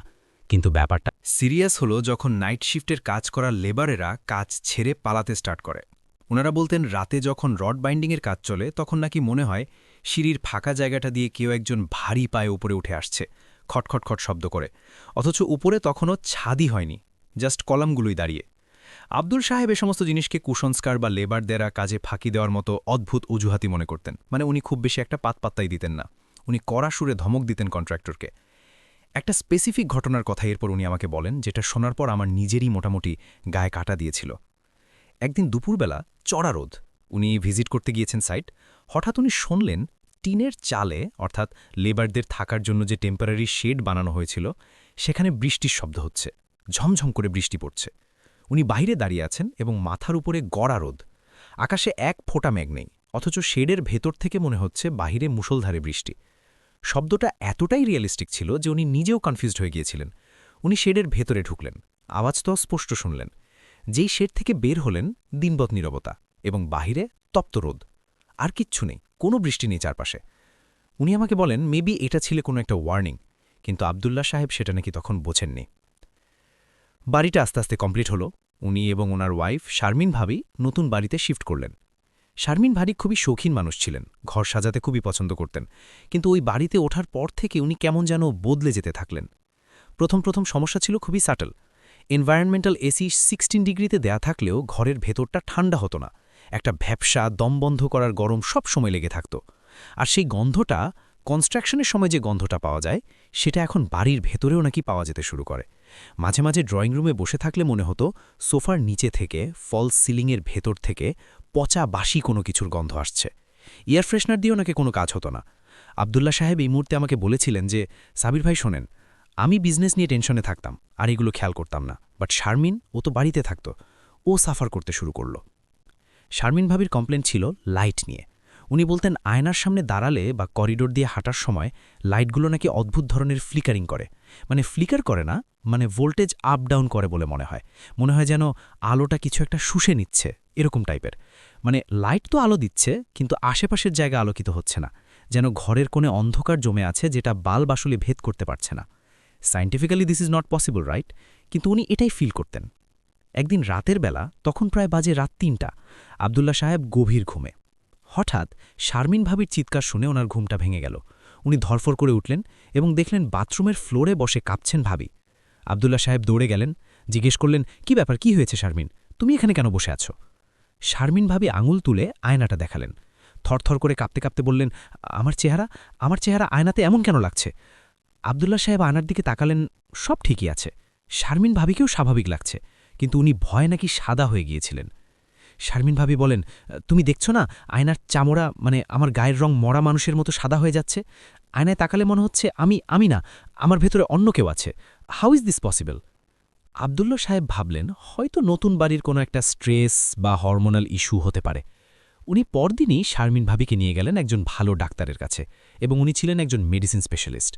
সমস্ত টেস্ট করানো হলো, রিপোর্ট ওয়াজ ক্রিস্টাল ক্লিয়ার, সব কিছুই নর্মাল। ডাক্তার বললেন এটা নাকি জাস্ট অ্যাংজাইটি, ওনার নাকি রেস্টের দরকার ছিল। কিন্তু রেস্ট আসলে দূরের কথা, এরপরে শুরু হলো আসল নরক, যেটা আমাকে আব্দুল্লাহ ভাই বলেছেন। শারমিন ভাবির রুটিন টোটালি উল্টে গেল। উনি সারাদিন দরজা জানালা বন্ধ করে ঘুমান, দিনের আলো উনি একেবারেই সহ্য করতে পারতেন না, রাত হলেই জেগে উঠতেন। আব্দুল্লাহ সাহেব বলেছিলেন গভীর রাতে উনি যখন পাশ ফিরতেন, দেখতেন শারমিন ভাবি বিছানায় উঠে বসে আছেন অন্ধকারে, জাস্ট বসে আছেন ওনার দিকে তাকিয়ে, কিন্তু সেই তাকানোটা স্বাভাবিক ছিল না। আব্দুল্লাহ সাহেব বললেন আমাকে যে, ভাই, ওই চোখ আমার স্ত্রীর কোনোভাবেই হতে পারে না, that was the I of Hunter, একটা হান্টারের চোখ মনে হলো আমার কাছে। বাড়ির পেছনের দিকে ওনাদের একটা বাঁশঝাড় ছিল। আব্দুল্লাহ সাহেব রাতে মাঝে মধ্যে বারান্দায় গিয়ে সিগারেট খেতেন, তখন উনি একটা জিনিস নোটিস করলেন, বাঁশঝাড়ের ওই দিক থেকে, যেখানে কোনো মানুষের থাকার কথা না, সেখান থেকে ফিসফিস করে কথা বলার আওয়াজ আসত, যেন অনেকগুলো মানুষ একসঙ্গে নিচু স্বরে মিটিং করছে। আর মাঝে মাঝে খুব পরিষ্কারভাবে কেউ একজন ওনাদের নাম ধরে ডাকত, কখনো আব্দুল্লাহ, কখনো শারমিন, কিন্তু গলার স্বরটাও কেমন যেন ছিল। উনি আমাকে বললেন যে গলার স্বরের ভেতরে যেন অনেকগুলো কফ জমা বা ঘরে আওয়াজ, বাতাসের শব্দ নয়, বাট নিশ্চিত কোনো একটা গলার স্বর যেটা খুবই ডিস্টর্টেড। তবে এর পরের ঘটনা শুরু হয়েছিল সেই রাতে, যেদিন আব্দুল্লাহ সাহেব বুঝতে পারলেন যে এটা অ্যাকচুয়ালি কোনো মেডিকেল কন্ডিশন নয়, ইটস পিওরলি ইভিল। সেদিন রাত প্রায় 2:30টা, আব্দুল্লাহ সাহেব লিভিং রুমে ল্যাপটপে কাজ করছিলেন। হঠাৎ উনি বেডরুম থেকে একটা অদ্ভুত আওয়াজ শুনতে পেলেন, লাইক ক্যাচক্যাচ টাইপের, অনেকটা কাপড় কাটার শব্দের মতো। উনি ভাবলেন শারমিন ভাবি হয়তোবা কিছু একটা করছেন, কিন্তু এত রাতে? উনি ল্যাপটপ রেখে বেডের দিকে গেলেন। দরজা সামান্য খোলাই ছিল, ভেতরে লাইট অফ, শুধু বেডলাইট ল্যাম্পটা একটু জ্বলছিল। সেই আধো আলোয় উনি যা দেখলেন তা দেখে ওনার পায়ের রক্ত একদম হিম হয়ে গেল। শারমিন ড্রেসিং টেবিলের সামনে বসে আছেন, হাতে একটা ধারালো কাপড় কাটার কাঁচি। উনি কাঁচিটা নিয়ে নিজের মাথার চুলগুলো মানে গোছা গোছা ধরে কেটে ফেলছেন না, উনি শুধু নিজের চুলগুলোর সাথে যুদ্ধ করছেন, ক্যাচক্যাচ করে চুল কাটছেন আর সেই কাটা চুলগুলো মুখের ভেতরে পুড়ে দিচ্ছেন। আপনি একবার ভেবে দেখুন, এই জিনিসটা যদি আপনি কখনো দেখেন আপনার মনের ভেতরে কি অনুভূতিটা আসবে। তো আব্দুল্লাহ সাহেব এই জিনিসটা দেখে চিৎকার করে উঠলেন, শারমিন তুমি কি করছো? উনি দৌড়ে গিয়ে শারমিনের হাতটা ধরে ফেললেন। শারমিন ঘুরে তাকালেন। ওই মুহূর্তের বর্ণনা দিতে গিয়ে আব্দুল্লাহ সাহেব রেস্টুরেন্টে বসে রীতিমতো কাঁপছিলেন। শারমিনের মুখ ভর্তি চুল। এই কথা বলার পরে আমি ওনাকে কিছুটা থামালাম। আমি ওনাকে বললাম কি যে আপনিও তো যাচ্ছেন আমাদের শহরেই, সো চলুন আমরা বাসে উঠে একসাথেই ঘটনাটা আপনার তখন শুনি, বিকজ এখানে জার্নির ব্রেক প্রায় শেষ, সো বেশিক্ষণ এখানে কথা বলা যাবে না। এরপরে আমি ওনাকে নিয়ে বাসে উঠে পড়লাম এবং আবার শুরু করলাম ওনার ঘটনাটা শোনা। উনি আমাকে বলেছিলেন শারমিনের নাকি মুখ ভর্তি চুল, ঠোঁটের কোণা দিয়ে লালা ছিল, আর ওনার চোখের মনি দুইটা উল্টে গিয়ে প্রায় সাদাই হয়ে গেছে। উনি আব্দুল্লাহ সাহেবের দিকে তাকিয়ে হাসলেন, কিন্তু সেই হাসিতে অ্যাকচুয়ালি কোনো ইমোশন ছিল না, ছিল একটা নিষ্ঠুর কেমন যেন ব্যঙ্গ। শারমিন বা ওই শরীরের ভেতরে মানে ওনার শরীরের ভেতরে যেই জিন সত্তা বা ডেভিল আপনি যেটাই বলুন, যেটাই ছিল, এমন একটা ভারী কণ্ঠে কথা বলে উঠল যেটা অ্যাকচুয়ালি শারমিন ভাবির গলার স্বর ছিল না, কোনো একটা পুরুষের গলা এবং খুবই ভারী এবং কর্কশ। সে বলল, ওকে নিয়ে যেতে চা সেখান থেকে? এই বাড়িটা তো আমার, তাই ও আমার, আমরা অনেক দিন অপেক্ষা করেছি, এখন নিয়ে যাব। আব্দুল্লাহ সাহেব এই কথা শুনে ঝিটকে পড়ে গেলেন।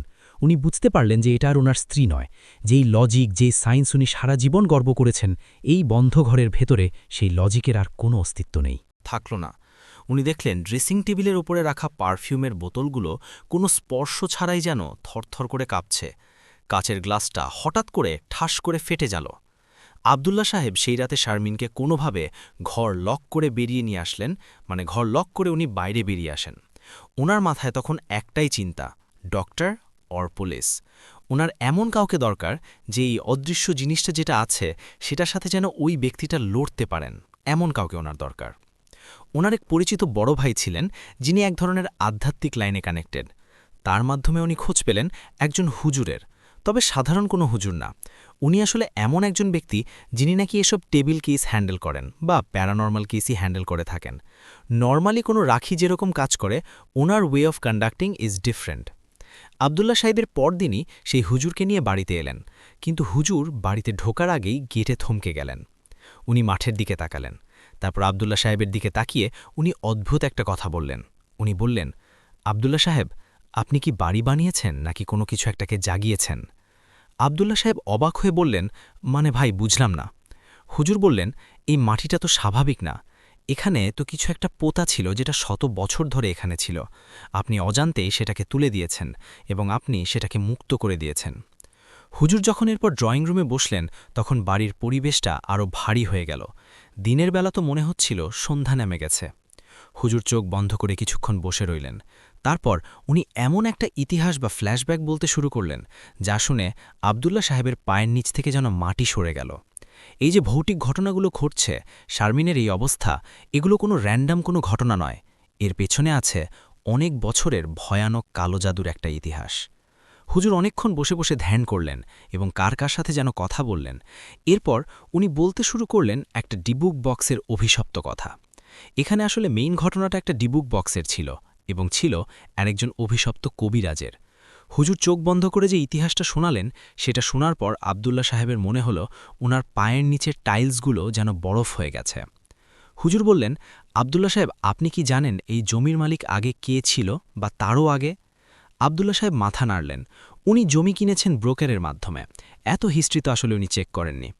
হুজুর তখন গভীর নিঃশ্বাস নিয়ে বললেন, আসলে ভাই এই এলাকার মুরব্বীরা জানেন, আজ থেকে প্রায় ৭০-৮০ বছর আগে দেশভাগের সময় এখানে একজন তান্ত্রিক থাকতেন, নাম ছিল হরিনারায়ণ তর্কালঙ্কার, তবে লোকে তাকে ডাকত কালো ঠাকুর বলে। উনি সাধারণত পূজা অর্চনা করতেন না, উনি এমন কিছু শক্তি সাধনা করতেন যা নিষিদ্ধ। কেতাবে আছে উনি বর্মা, বর্তমান মিয়ানমার যেটা আরকে, সেখান থেকে বিশেষ কাঠের সিন্দুক বা বাক্স নিয়ে এসেছিলেন। ওটাকে হিব্রুতে ডিউস মিথোলজিতে বলা হয় ডিবুক বক্স, তবে আমাদের দেশীয় বাংলা ভাষায় তান্ত্রিকরা ওটাকে বলেন আধার সিন্দুক। হুজুর থেমে আবার বলতে শুরু করলেন। ওই সিন্ধুকে উনি এমন একটা জিন বা পিশাচকে বন্দী করেছিলেন যেটাকে উনি নিজের গোলাম বানাতে চেয়েছিলেন। কিন্তু শয়তানের সাথে চুক্তি, এটা তো আসলে মানুষের সয় না। ওই জিন উল্টো সেই তান্ত্রিকের উপরই ভর করে। তান্ত্রিক মারা যাওয়ার আগে নিজের শেষ শক্তি দিয়ে ওই বাক্সটাকে সিলগালা করে এই বাড় ঝাড়ের নিচে, ঠিক যেখানে আপনার বাড়ির নর্থ পাইলিং হয়েছে, সেখানে পুঁতে রেখেছিলেন। উনি একটা অভিশাপ বা সিল দিয়ে গিয়েছিলেন যেন এই মাটি আর খোঁড়া না হয়। আব্দুল্লা সাহেব, আপনি যখন ৬০ ফিট গভীর পাইলিং করেছেন, এই ড্রিল মেশিন সম্ভবত ওই প্রাচীন বক্সটাকে ভেঙে ফেলেছে, আর যা ৭০ বছর ধরে আটকা ছিল তা এখন আবার আপনার বাড়ির দেয়ালে দেয়ালে ঘটছে। তো এই ঘটনাগুলো মানে সেই হুজুর কিভাবে জানলেন, এটা জিজ্ঞেস করার পর হুজুর বললেন যে উনি আসলে এলাকারই ব্যক্তি, এই আশেপাশে উনি থাকেন এবং এই বাড়ির বিভিন্ন ইতিহাস ওনার পরিচয় আর ওনার পরিচিত ছিল। তো লিসেনারগণ, আপনারা কি চিন্তা করতে পারেন, আপনি নিজের কষ্টের টাকায় বাড়ি বানাচ্ছেন আর অজান্তেই আপনি মাটির নিচে ঘুমিয়ে থাকা এক বিভীষিকা সেগুলো খুলে দিচ্ছেন। How would you feel? কিন্তু আব্দুল্লা সাহেব তো আর উনি আসলে আমাদের মতো আসলে খুব বেশি একটা এসব বিষয় বিশ্বাসও করতেন না। উনি হলেন সম্পূর্ণরূপে কর্পোরেট একজন মানুষ। হুজুরের কথাগুলো ওনার কাছে তখন আষাঢ়ে গল্পই মনে হলো। উনি মনে মনে ভাবলেন, যা, আমার স্ত্রীর এদিকে অসুস্থ আর এই হুজুর আমাকে রূপকথা শোনাচ্ছে, ভেরি ডিসগাস্টিং। উনি বেশ বিরক্ত হয়ে হুজুরকে বিদায় দিলেন, এমনকি কিছু টাকাও গুছিয়ে দিলেন যেন উনি আর না আসেন। আব্দুল্লা সাহেব ডিসাইড করলেন এনাফ সেনাফ। উনি পরদিনই সকালেই শারমিন ভাবিকে নিয়ে ঢাকার নামকরা এক নিউরোসাইকিয়াট্রিস্টের কাছে নিয়ে চলে গেলেন। এখন আমি আপনাদের যেটা বলবো সেটাকে সাইকোলজিতে বলা হয় মেডিকেল গ্যাস লাইটিং। এটা এমন একটা সিচুয়েশন যখন লজিক বা বিজ্ঞান দিয়ে আপনাকে বোঝানো হলেও যে আপনার ভয়ের কোনো অস্তিত্ব নেই, অথচ সেটা আপনি জানেন বাট আপনি মানছেন না। ডাক্তারের চেম্বারে শারমিন ভাবি ছিলেন একদমই শান্ত। গতরাতে যেই মহিলা কাঁচি দিয়ে নিজের চুল কাটছিল, সেই মহিলা এখন ডাক্তারের সামনে বসে সব গুছিয়ে কথা বলছে। ডাক্তার এমআরআই রিপোর্টটাও দেখলেন। আব্দুল্লা সাহেবকে উনি কম্পিউটারের স্ক্রিনে কিছু গ্রাফ দেখিয়ে বললেন, মিস্টার আব্দুল্লা, দেখুন আপনার ওয়াইফের ব্রেইনে ফর্টাল লোবে কিছু কেমিক্যালের ইমব্যালেন্স। এটাকে আমরা বলি সিভিয়ার সাইকোসিস উইথ হ্যালুসিনেশন। উনি যেটা করছেন, দ্যাট ইজ চামড়ার রং বদলানো, দেখা বা অদ্ভুত গলার স্বর, সবই ওনার সাবকনশিয়াস মাইন্ডের একটা গেম। উনি নিজের গলার স্বর বিকৃত করছেন কারণ উনি প্রচণ্ড স্ট্রেসে। Not like ghost, just disease. আমরা মেডিসিন দিচ্ছি, ১ সপ্তাহের মধ্যে ইনশাল্লাহ ঠিক হয়ে যাবে। আব্দুল্লা সাহেব সেই মুহূর্তে হাফ ছাড়লেন। ওনার মনে হলো, যাহ বাবা, ভূতপ্রেত না, এটা একটা রোগ, আর রোগের চিকিৎসা আছে। উনি ডাক্তারকে থ্যাঙ্কস দিয়ে এক কাদা ওষুধ নিয়ে বাড়ি ফিরলেন। ওনার কনফিডেন্স তখন তুঙ্গে। উনি ভাবছিলেন, এই হুজুরের সমস্ত ফালতু কথা আসলে আমার মানতে থাকলো না, দ্যাটস গুড। কিন্তু আসল জিনিসটা এরপর শুরু হলো। প্রথম ২ দিন শারমিন ভাবি শুধু ঘুমালেন, হাই ডোজে সেডেটিভ। আব্দুল্লা সাহেব ভাবলেন ইমপ্রুভমেন্ট হয়তোবা হচ্ছে, কিন্তু থার্ড ডে সন্ধ্যায় যখন লোডশেডিং চলছে, জেনারেটরটা অন করতে একটু দেরি হচ্ছিল, ওই কয়েক সেকেন্ডের অন্ধকারে আব্দুল্লা সাহেব ড্রয়িং রুমে বসেছিলেন। হঠাৎ ওনার নাকে সেই পুরাতন গন্ধ, সেই মাংস পচা গন্ধ, এত তীব্র গন্ধ যে ওনার বমি আসতে লাগল। উনি মোবাইলটা হাতে নিয়ে ফ্ল্যাশলাইট জ্বালালেন, আর আলোটা পড়ল সিঁড়ির দিকে। উনি দেখলেন শারমিন ভাবি সিঁড়ির রেলিং ধরে দাঁড়িয়ে, কিন্তু উনি দাঁড়িয়ে আছেন অদ্ভুতভাবে। ওনার শরীরটা পেছনের দিকে এমনভাবে বাঁকানো যেটা দিয়ে যেটা আসলে মানুষের মেরুদণ্ড দিয়ে করা পসিবল না। আর ওনার মুখটা ছিল উল্টো করে ঝুলে থাকা, উনি পেছনের দিকে মাথা ঝুলিয়ে সিঁড়ির দিকে নামছিলেন। আব্দুল্লা সাহেব চিৎকার করে উঠলেন শারমিন ভাবির নাম ধরে। সাথে সাথে শারমিন সোজা হয়ে দাঁড়ালেন। ওনার মুখ থেকে একটা নিষ্পাপ হাসি। উনি বললেন, কি হয়েছে, কি তুমি ভয় পাচ্ছ কেন? ডাক্তার তো বলেছি আমি সুস্থ হয়ে যাব। কথাটা উনি একদমই স্বাভাবিক গলায় বললেন, কিন্তু আব্দুল্লা সাহেব খেয়াল করলেন শারমিন ভাবির পায়ের পাতা।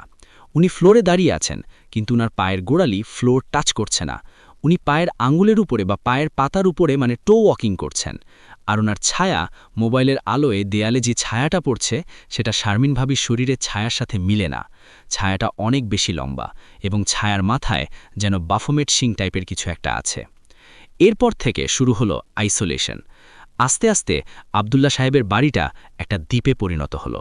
ওনাদের কাজের বুয়া যে গত ১০ বছর ধরে ওনাদের সাথে কাজ করছেন, সে একদিন সকালে এসে কেঁদে ফেললেন।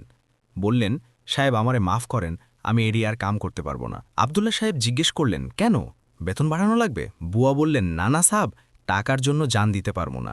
এই বাড়িতে দিনের বেলা তো আমার পিছনে কেউ থাকে, আমি রান্নাঘরে গেলে মনে হয় আমার ঘাড়ে কেউ নিঃশ্বাস ফালায়। আর আমগর বেগম সাহেবা, উনার দিকে আমি চাইতেও পারি না। উনার চোখের মনি কীরকম জানি সাহেব, উনার চোখের মনি দুইটা মাঝে মাঝে হারাহারি হয়ে যায়, ছাগলের মতো দেখা যায়। আমি আর আমো না, আমার জান বাঁচানি লাগবে, আমার বাড়িতে পোলাপান আছে। এই বলে বুয়া চলে গেলেন। আত্মীয় স্বজনেরাও আসা বন্ধ করে দিলেন। কেউ একজন এলেই বলতো, ভাই তোর বাড়িতে ঢুকলে এমন লাগে কেন, কেমন জানি একটা ভারী বাতাস। এমনকি আবদুল্লাহ সাহেবের নিজের মনে হতে লাগল যে উনি এই বাড়ির মালিক নন, উনি এবং শারমিন দুইজনই এই বাড়ির বন্দী। একদিন রাতে আবদুল্লাহ সাহেব ঠিক করলেন উনি বাথরুমে যাবেন। উনি বিছানা থেকে নামতে গিয়ে দেখলেন শারমিন পাশে নেই। উনি ভাবলেন হয়তোবা পানি খেতে গেছেন। বেডরুম থেকে বের হয়ে উনি ডাইনিং স্পেসের কাছে গেলেন। ডাইনিং টেবিলের ওপর একটা মোমবাতি, অথচ আবদুল্লাহ সাহেব কোনো মোমবাতি জ্বালাননি। সেই নিভু নিভু আলোয় উনি দেখলেন শারমিন ডাইনিং টেবিলে বসে আছেন। উনার সামনে একটা কাঁচা মাছ, বাজার থেকে আনা বহুত বড় একটা রুই মাছ, যেটা ফ্রিজে রাখার কথা ছিল। শারমিন সেই কাঁচা মাছটা 2 হাত দিয়ে ধরে খুব আয়েশ করে কামড়ে কামড়ে খাচ্ছে, আর মাছের আঁশ আর রক্ত উনার মুখে, গলায়, ইভেন নাইটিতে লেগে আছে। চিবানো শব্দ হচ্ছে, মজমজ করে কাটাশুদ্ধ চিবিয়ে ফেলছেন। আবদুল্লাহ সাহেব দরজায় দাঁড়িয়ে যেন জমে গেলেন। উনার গলা দিয়ে আর কোনো শব্দই বেরোল না। এই দৃশ্য দেখার পর হঠাৎ শারমিন খাওয়া থামিয়ে দিলেন। উনি ঘাটটা ঘোরালেনও না। উনার চোখ দুটো অবিশ্বাস করার মতো একটা অবস্থা। উনার চোখ দুটো 2 সাইডে গিয়ে ঘুরে আবদুল্লাহ সাহেবের দিকে ফোকাস করল। তারপর উনি বললেন, সেই হুজুরের বর্ণনা করা সেই গলার স্বরে, সেই প্রাচীন ভারী ডাবল বা ট্রিপল ভয়েসে উনি বলছে, ডাক্তার তোমাকে কি দিয়েছে আবদুল্লাহ? Chemical imbalance. হাসিটা ছিল হাড়হিম করা। আবার বলল, তুমি কি জানো আমি এখন চাইলেই তোমার ঘাটটাকে মটকে দিতে পারি, কিন্তু আমি সেটা করব না, কারণ তোমার এই ভয়টা খেতে আমার খুব ভালো লাগছে। ইটস ভেরি টেস্টি, খুব সুস্বাদু। আবদুল্লাহ সাহেব সেই মুহূর্তে উনি আসলে বুঝতে পারছিলেন না যে উনি কোনো সাইকোলজিক্যাল রোগীর নিজে আক্রান্ত কিনা। উনি নরকের কোনো একটি সৃষ্টির সাথে একই ছাদের নিচে বাস করছেন। উনি দৌড়ে মেইন রোডের দরজার দিকে গেলেন। উনার মনে হলো এখনই পালাতে হবে, সব ফেলে পালাতে হবে। উনি দরজার লক খোলার চেষ্টা করলেন, কিন্তু লকটাও জ্যামড। উনি চাবি ঘোরাচ্ছেন, কিন্তু চাবি ঘুরছে না। মনে হচ্ছে কেউ বাইরে থেকে দরজাটা চেপে ধরে আছে। উনি জানালার কাছে গেলেন। জানালার গ্রিলগুলো মনে হলো প্রচণ্ড গরম, হাতি দেওয়া যাচ্ছে না এমন। পেছন থেকে সেই আওয়াজটা ভেসে এলো, কোথায় যাচ্ছ? খেলা তো কেবল শুরু। আবদুল্লাহ সাহেব দেয়ালের পিঠ থেকে দাঁড়িয়ে রইলেন। সম্পূর্ণ বাড়িটা কাঁপছে, লোডটাও কাঁপছে, শোকেসের কাজগুলো যেন ঝনঝন শব্দ করছে। তারপরে বাহির থেকে যে জায়গায় বালচার ছিল সেখান থেকে ফিসফিস শব্দ আসছে, কিন্তু বাহিরে কেউ নেই। শব্দটা ঘরের ভেতর থেকেই আসছে, হাজার হাজার মানুষের ফিসফিসানি, যেন দেয়ালের প্লাস্টারের ভেতর থেকে কেউ কথা বলছে। আবদুল্লাহ সাহেব বুঝতে পারলেন যে ওনার পালানোর আর কোনো পথ নেই। এই বাড়ি এখন শুধু ইট পাথরের কোনো স্ট্রাকচার নয়, এটা একটা জীবন্ত প্রিজন।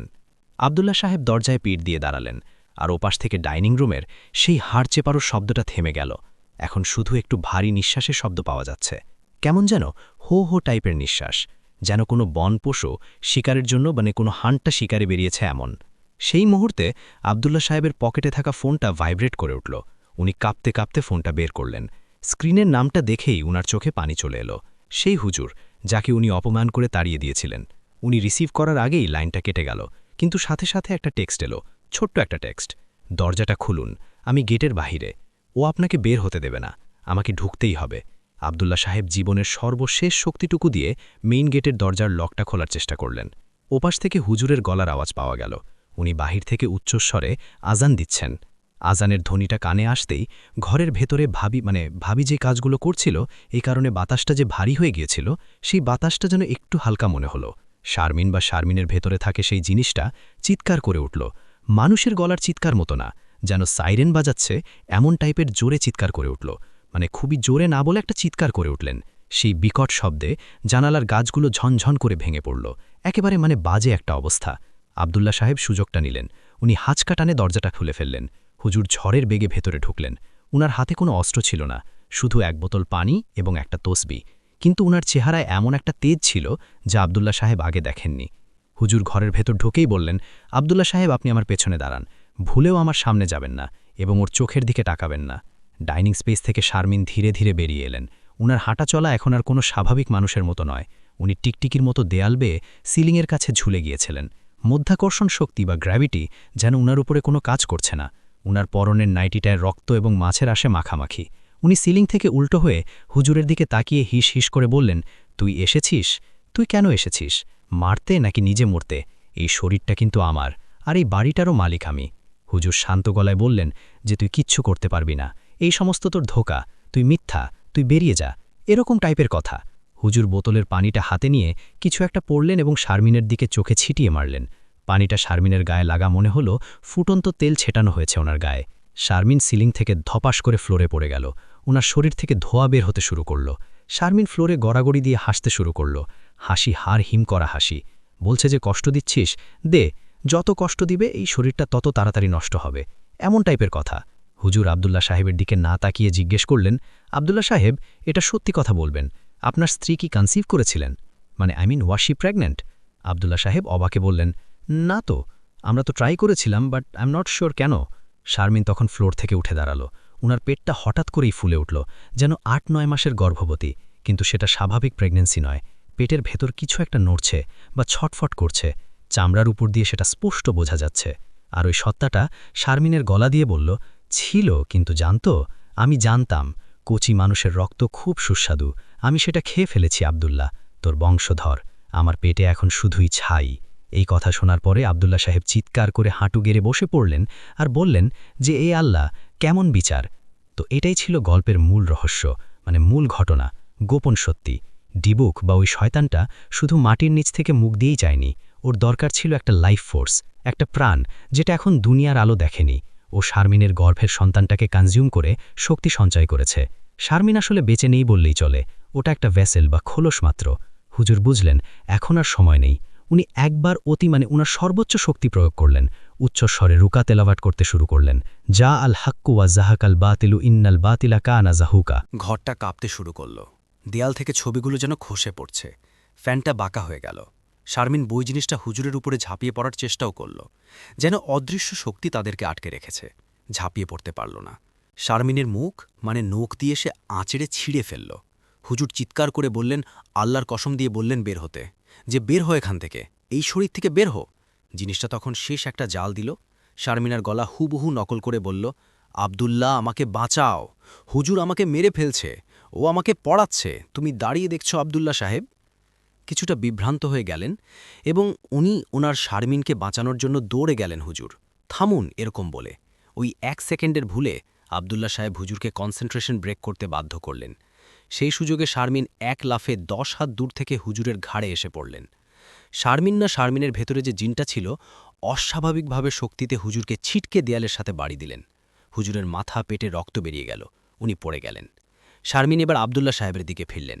ওর মুখে এখন সম্পূর্ণ কালো রঙের দাগ, কোনো সাদা অংশ নেই, মুখটা হাঁ করা। আর সেই হাঁ করা মুখের ভেতর থেকে, মানে উনি বুঝতে পারছিলেন না উনি কিভাবে বর্ণনা করবেন। আমিও আসলে বুঝতে পারছি না যে কিভাবে আপনাদেরকে বলবো। মানে মুখের ভেতর থেকে কালো রঙের আলকাত্রার মতো ঘন তরল ধোঁয়া গলগল করে বেরিয়ে আসছে। আব্দুল্লাহ সাহেব বুঝলেন যে শেষ, আর কিছু করা সম্ভব নয়। উনি চোখ বন্ধ করে ফেললেন।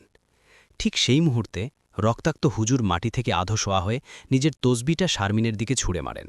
শারমিনের গলায় সেটা পেঁচিয়ে গেল। হুজুর বিড়বিড় করে শেষ আয়াতটা পড়লেন, জিনকে বন্দি করার জন্য। শারমিনের শরীরটা যেন বেঁকে গেল। উনার মুখ দিয়ে বিকট আর্তনাদ বের হতে লাগল, যেটা শুনে মনে হলো চারপাশের সব কাক বা কুকুর একসঙ্গে ডাকছে। এরপর যেন একটা সিলিন্ডার ব্লাস্ট হওয়ার সাউন্ড। ঘরের দরজা জানালা সব একসাথে খুলে গেল। কালো ধোঁয়াটা শারমিনের মুখ দিয়ে বেরিয়ে সোজা জানালা দিয়ে বাড়ির দিকে চলে গেল, মানে যে জায়গায় বাড়িটা আগে ছিল। যাওয়ার সময় রেখে গেল ওই সেই বাজে গন্ধটা। শারমিন এবার ধপ করে মাটিতে পড়ে গেল।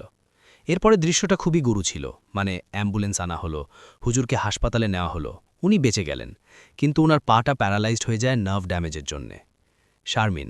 শারমিন মারা যাননি, কিন্তু ফিরেও আসেননি। ডাক্তাররা বলেন ম্যাসিভ ব্রেন ড্যামেজ, সে কোমাতে ছিল। অক্সিজেনের অভাবে ব্রেনের একটা বড় অংশ পার্মানেন্টলি ড্যামেজড। উনি এখানে একটা প্রাইভেট কেয়ার হোমে থাকেন এবং এরপরে কোমা থেকে ফেরার পরে হুইলচেয়ারে বসে থাকেন সারাদিন। কারোর দিকে তাকান না, কথা বলেন না। মাঝে মাঝে পেটের দিকে হাত দিয়ে বিড়বিড় করে বলেন যে আমার বাবু, আমার বাবু। অথচ মেডিকেল রিপোর্ট অনুযায়ী ওনার পেটে কখনো কিছু হয়নি এবং ছিলও না। ডাক্তারদের মতে শি ওয়াজ নেভার প্রেগনেন্ট। কিন্তু আব্দুল্লাহ এবং হুজুর সবই জানেন। আব্দুল্লাহ সাহেব সেই বাড়ি বিক্রি করতে চাইছিলেন, কিন্তু সেটা কেউ কেনেনি। বাড়িটা এখন একটা পোড়ো বাড়ির মতো। ওই জায়গায় আসলে কেউ তেমন বেশি একটা যায়ও না। আব্দুল্লাহ সাহেব যখন ওনার এই ঘটনাটা বলা শেষ করলেন, তখন মোটামুটি আমরা পৌঁছে গেছি। তো নামার সময় উনি আমাকে বললেন যে ভাই, কফির বিলটা তো আপনি দিলেন, আমি দিতে চেয়েছিলাম। আমি ওনাকে আর কিছু বলি নাই, বলছি না ইটস ওকে ভাইয়া, কোনো সমস্যা নেই। উনি আমাকে লাস্টে বললেন, সাবি ভাই, আমরা ভাবি টাকা দিয়ে আসলে সব কেনা যায়, জমি কেনা যায়, বাড়ি কেনা যায়, কিন্তু আমরা এটাও ভুলে যাই কিছু কিছু জমির মালিকানা আসলে মানুষের থাকে না, ওগুলোর মালিক অন্য কেউ। আর তারা যখন ভাড়া চাইতে আসে, তখন টাকা নেয় না, জীবন নেয়। এরপর আমরা বাস থেকে নামলাম, উনি চলে গেলেন। ওনার টাইটা তখনও আলগা এবং স্যুটের হাতটা একটু কুচকানো। সফল একজন ব্যবসায়ী, যিনি আজ নিঃস্ব, কারণ তিনি এমন একটা জায়গায় প্রাসাদ বানিয়েছিলেন যেটা ছিল আসলে কবর। ডিয়ার লিসনার্স, আজকের ঘটনাটা আমি এখানেই শেষ করছি। তবে শেষ করার আগে একটা প্রশ্ন রাখতে চাই আপনাদের কাছে।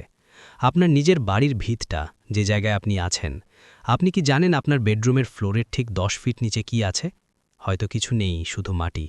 কিন্তু আবার হয়তো এমন কিছু আছে যেটা হয়তোবা অপেক্ষা করা, একটা সুযোগের, একটু অন্ধকারের। সকলে ভালো থাকবেন, সাবধানে থাকবেন। আর ঘুমানোর আগে ভয় লাগলে অবশ্যই লাইট অফ করার আগে একবার খাটের নিচটা চেক করতে ভুলবেন না। শুভরাত্রি, আসসালামু আলাইকুম। প্রেজেন্স পোর, বাট হারিয়ে যায় ভয় রাত্রে, অচিন্ত সাথে। Welcome back. আপনাদের সবাইকে স্বাগত জানাচ্ছি রাসেল। আশা করছি আপনারা সবাই ভালো আছেন এবং ভালোর তলায় আছেন। আমিও ভালো আছি আর ভালোর দলে আছি। নতুন একটা ঘটনায় যাব, যেভাবে লেখা আছে আমি সেভাবেই পড়ে শোনাচ্ছি। আসসালামু আলাইকুম রাসেল ভাই ও প্রিয় লিসনার্স। একবার কল্পনা করে দেখুন তো, আপনার সাথে কারো সামান্য একটু কথা কাটাকাটি বা খুব ছোট কোনো বিবাদ হলো, আর সেই তুচ্ছ ঘটনার জেদ ধরে সেই মানুষটি আপনার পেছনে কোনো জিনকে লেলিয়ে দিল। আর সেই অশুভ শক্তি শুধুমাত্র ভয় দেখানোর মধ্যেই সীমাবদ্ধ থাকল না, বরং তার কারণে আপনার পরিবারের একজন সদস্যের জীবননাশের উপক্রম হল। এমনকি বিষয়টি এখানেও থামল না, সেই অশুভ শক্তি আপনার পরিবারের অন্য সদস্যরও মানসিক বিপর্যস্ততা ডেকে আনল। ভাবলেই মেরুদণ্ড দিয়ে ভয়ের এক শীতল স্রোত বয়ে যায়, হাত পা অবশ হয়ে যাওয়ার মতো হয়। কিন্তু অত্যন্ত দুঃখজনক হলেও সত্য যে ঠিক এমন একটি লোমহর্ষ ঘটনাই বাস্তবে ঘটেছে ঢাকার এক সম্ভ্রান্ত পরিবারের সাথে। আজ আমরা সেই গা শিউড়ে ওঠা অভিজ্ঞতার কথাই আপনাদের সাথে শেয়ার করতে চলেছি। এই ঘটনাটি আমার কাছে পাঠিয়েছেন শাবানা। শাবানা তার পরিবারের সাথেই ঢাকায় বসবাস করেন। যে সময়ের ঘটনা, এটি তখন শাবানা, তার বোন নাজিয়া এবং তার বাবা মা সবাই একসাথেই থাকতেন। নাজিয়া মূলত তার মাস্টার্সের পড়াশোনার জন্য সিলেট থাকতেন, কিন্তু কোভিডের সময় যখন সারা দেশে কঠোর লকডাউন ঘোষণা করা হলো, তখন দুর্ভাগ্যবশত বহু ছাত্রছাত্রীকেই তার নিজের বাড়িতে ফিরে আসতে হয়েছিল। এরপর দীর্ঘ সময় ধরে তার ক্লাস এবং পড়াশোনা দুটোই চলছিল অনলাইনে, বাড়ি থেকে। লকডাউনের সেই দিনগুলোর কথা নিশ্চয়ই আপনারও মনে আছে। মানুষের চলাচলের পরিধি তখন একদম ছোট হয়ে এসেছিল। ঘরবন্দি মানুষ বড়জোর নিজেদের বাড়ির ছাদ, আঙিনা কিংবা খুব বেশি হলে নিজেদের শোবার ঘর পর্যন্ত যেতে পারত। এর বাইরে যাওয়ার কোনো অনুমতিই ছিল না। শাবানাদের বাড়িও ঠিক এভাবেই দিন কাটাচ্ছিল, বাইরের জগতের সাথে যোগাযোগ প্রায় বিচ্ছিন্ন। কিন্তু তাদের এই শান্তিপূর্ণ দিনযাপনে অস্বস্তির ছায়া হয়ে দাঁড়িয়েছিল তাদের ঠিক বাড়ির সামনে একটি পরিবার। শাবানাদের বাড়ির ঠিক উল্টো দিকেই ছিল সেই বাড়িটি। এই প্রতিবেশী পরিবারটি এলাকায় খুব কুখ্যাত ছিল, কারণ তারা দীর্ঘকাল ধরে তন্ত্রমন্ত্র এবং কালো জাদুর চর্চা করে আসছে। শোনা যায় তাদের পূর্বপুরুষেরাও নাকি বংশপরম্পরায় এই একই অন্ধকার জগতের চর্চা করে এসেছেন। এই পরিবারের একটি ছেলে ছিল যার নাম নাসিম। নাসিম এবং নাজিয়া ছোটবেলায় একই স্কুলে পড়ত, কিন্তু নাসিম পড়াশোনায় খুব একটা ভালো ছিল না। মেধার অভাবে এবং পড়াশোনায় অমনোযোগী হওয়ার কারণে সে খুব তাড়াতাড়ি স্কুল ছেড়ে দেয়। পড়াশোনা ছেড়ে দেওয়ার পর সে পারিবারিক ব্যবসায় হাত লাগায়। এর পাশাপাশি নিজের পরিবারের সেই কুখ্যাত তান্ত্রিক বিদ্যাও সে রপ্ত করতে শুরু করে। ধীরে ধীরে সময় গড়িয়ে যায়, তারা বড় হয়। স্কুল ছাড়ার পর নাজিয়া আর নাসিমের মধ্যে দীর্ঘকাল কোনো যোগাযোগ ছিল না। বলতে গেলে নাজিয়া নাসিমের অস্তিত্বের কথাই ভুলে গিয়েছিল। কিন্তু লকডাউনের সময় নাজিয়া যখন বাড়িতে ফিরে এলো, তখন ঘটনার মোড় ঘুরে যায়। একদিন নাসিম তার বাড়ির সামনে দাঁড়িয়েছিল। হঠাৎ তার নজর গেল উল্টো দিকের বাড়ির বারান্দায়। সেখানে নাজিয়া আর শাবানা দুই বোন বসে গল্প করছিল। অনেক বছর পর নাজিয়াকে দেখে নাসিমের মনে স্কুল জীবনের স্মৃতি ভেসে উঠল। সেই নাজিয়াকে দেখে সে মুগ্ধ হল। নাজিয়াকে তখন দেখতে ভীষণ ভালো লাগছিল। সেই মুহূর্ত থেকেই নাসিমের মনে এক অদ্ভুত বাসনার জন্ম নিল। এরপর থেকে নাসিম নিয়মিত তার বাড়ির বাইরে এসে দাঁড়িয়ে থাকত, শুধু নাজিয়াকে এক নজর দেখার জন্য। সে যেন ওত পেতে থাকত কখন নাজিয়া বারান্দায় আসবে বা জানালার পাশে দাঁড়াবে। একদিন হঠাৎ দুজনের চোখাচোখি হয়ে গেল।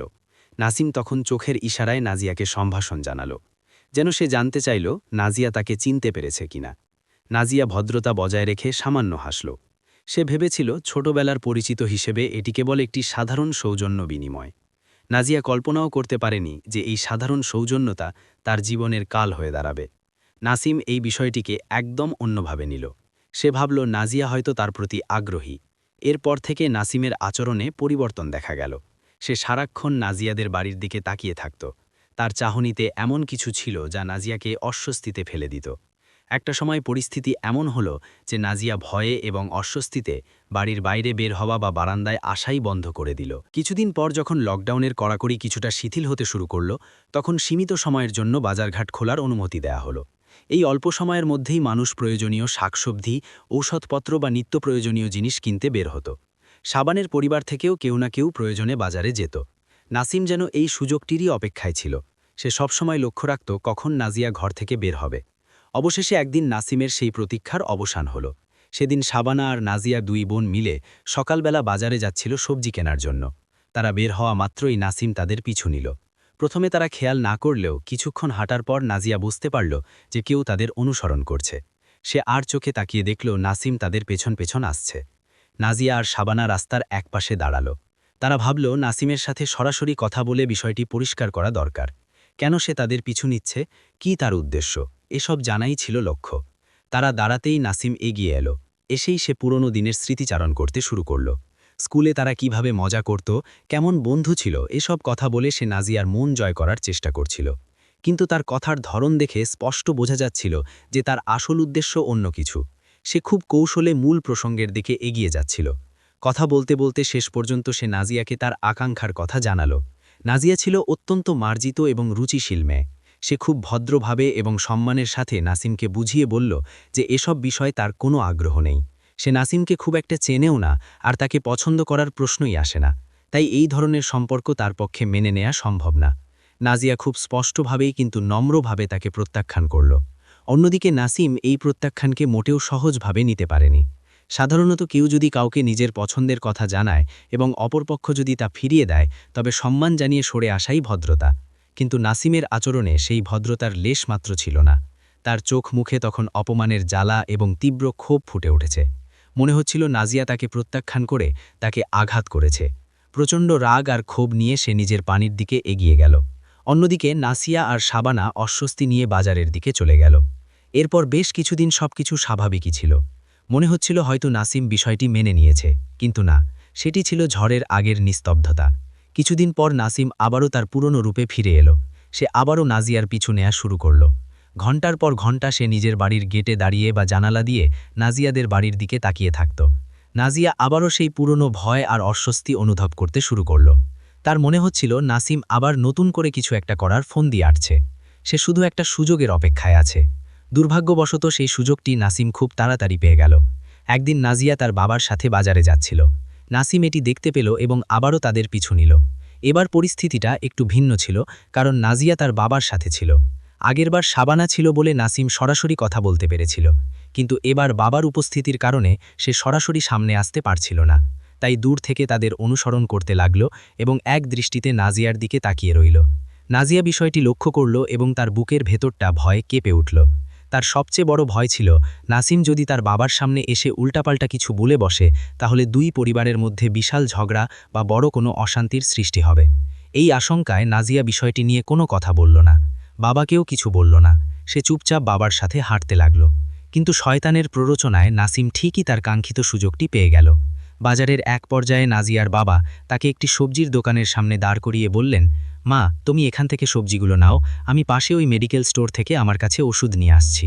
নাজিয়া সেখানে একা দাঁড়াতে চাইছিল না, কিন্তু বাবাকে সে কী উঁচুহাত দেখাবে। অগত্যা অনিচ্ছা সত্ত্বেও তাকে সেখানে একা দাঁড়িয়ে থাকতে হলো। নাজিয়াকে একা দেখেই ওত পেতে থাকা নাসিম দ্রুত তার কাছে চলে এলো। সেই সময়ও নাসিম নাজিয়াকে মানসিকভাবে ভীষণ বিরক্ত করছিল। সে বারবার একই কথা বলে যাচ্ছিল। কেন নাজিয়া তাকে প্রত্যাখ্যান করল? তার মধ্যে কি এমন অভাব আছে? সে নাজিয়ার জন্য সব কিছু করতে পারে ইত্যাদি। কিন্তু নাজিয়া তার সিদ্ধান্তে অটল ছিল। সে কিছুতেই নাসিমের অন্যায্য দাবি মেনে নিতে পারছিল না। আসল সত্য হল, নাজিয়া তখন অন্য একটি ছেলের সাথে সম্পর্কে জড়িয়ে পড়েছে। তার এই সম্পর্কটা ছিল দীর্ঘদিনের এবং সে তার ভালোবাসার প্রতি বিশ্বস্ত ছিল। যদিও সেটি ছিল একটি লং ডিস্টেন্স রিলেশনশিপ, কারণ ছেলেটি তখন থাকত অন্য শহরে। যখন নাসিমের হাত থেকে বাঁচার আর কোনো উপায় দেখল না, তখন নাজিয়া বাধ্য হয়ে নাসিমকে সত্যটা জানিয়ে দিল। সে বলল, দেখো নাসিম, আমি আগে থেকেই একজনকে ভালোবাসি এবং তার প্রতি আমি কমিটেড, তাই এই প্রস্তাব মেনে নেওয়া আমার মুখে সম্ভব না।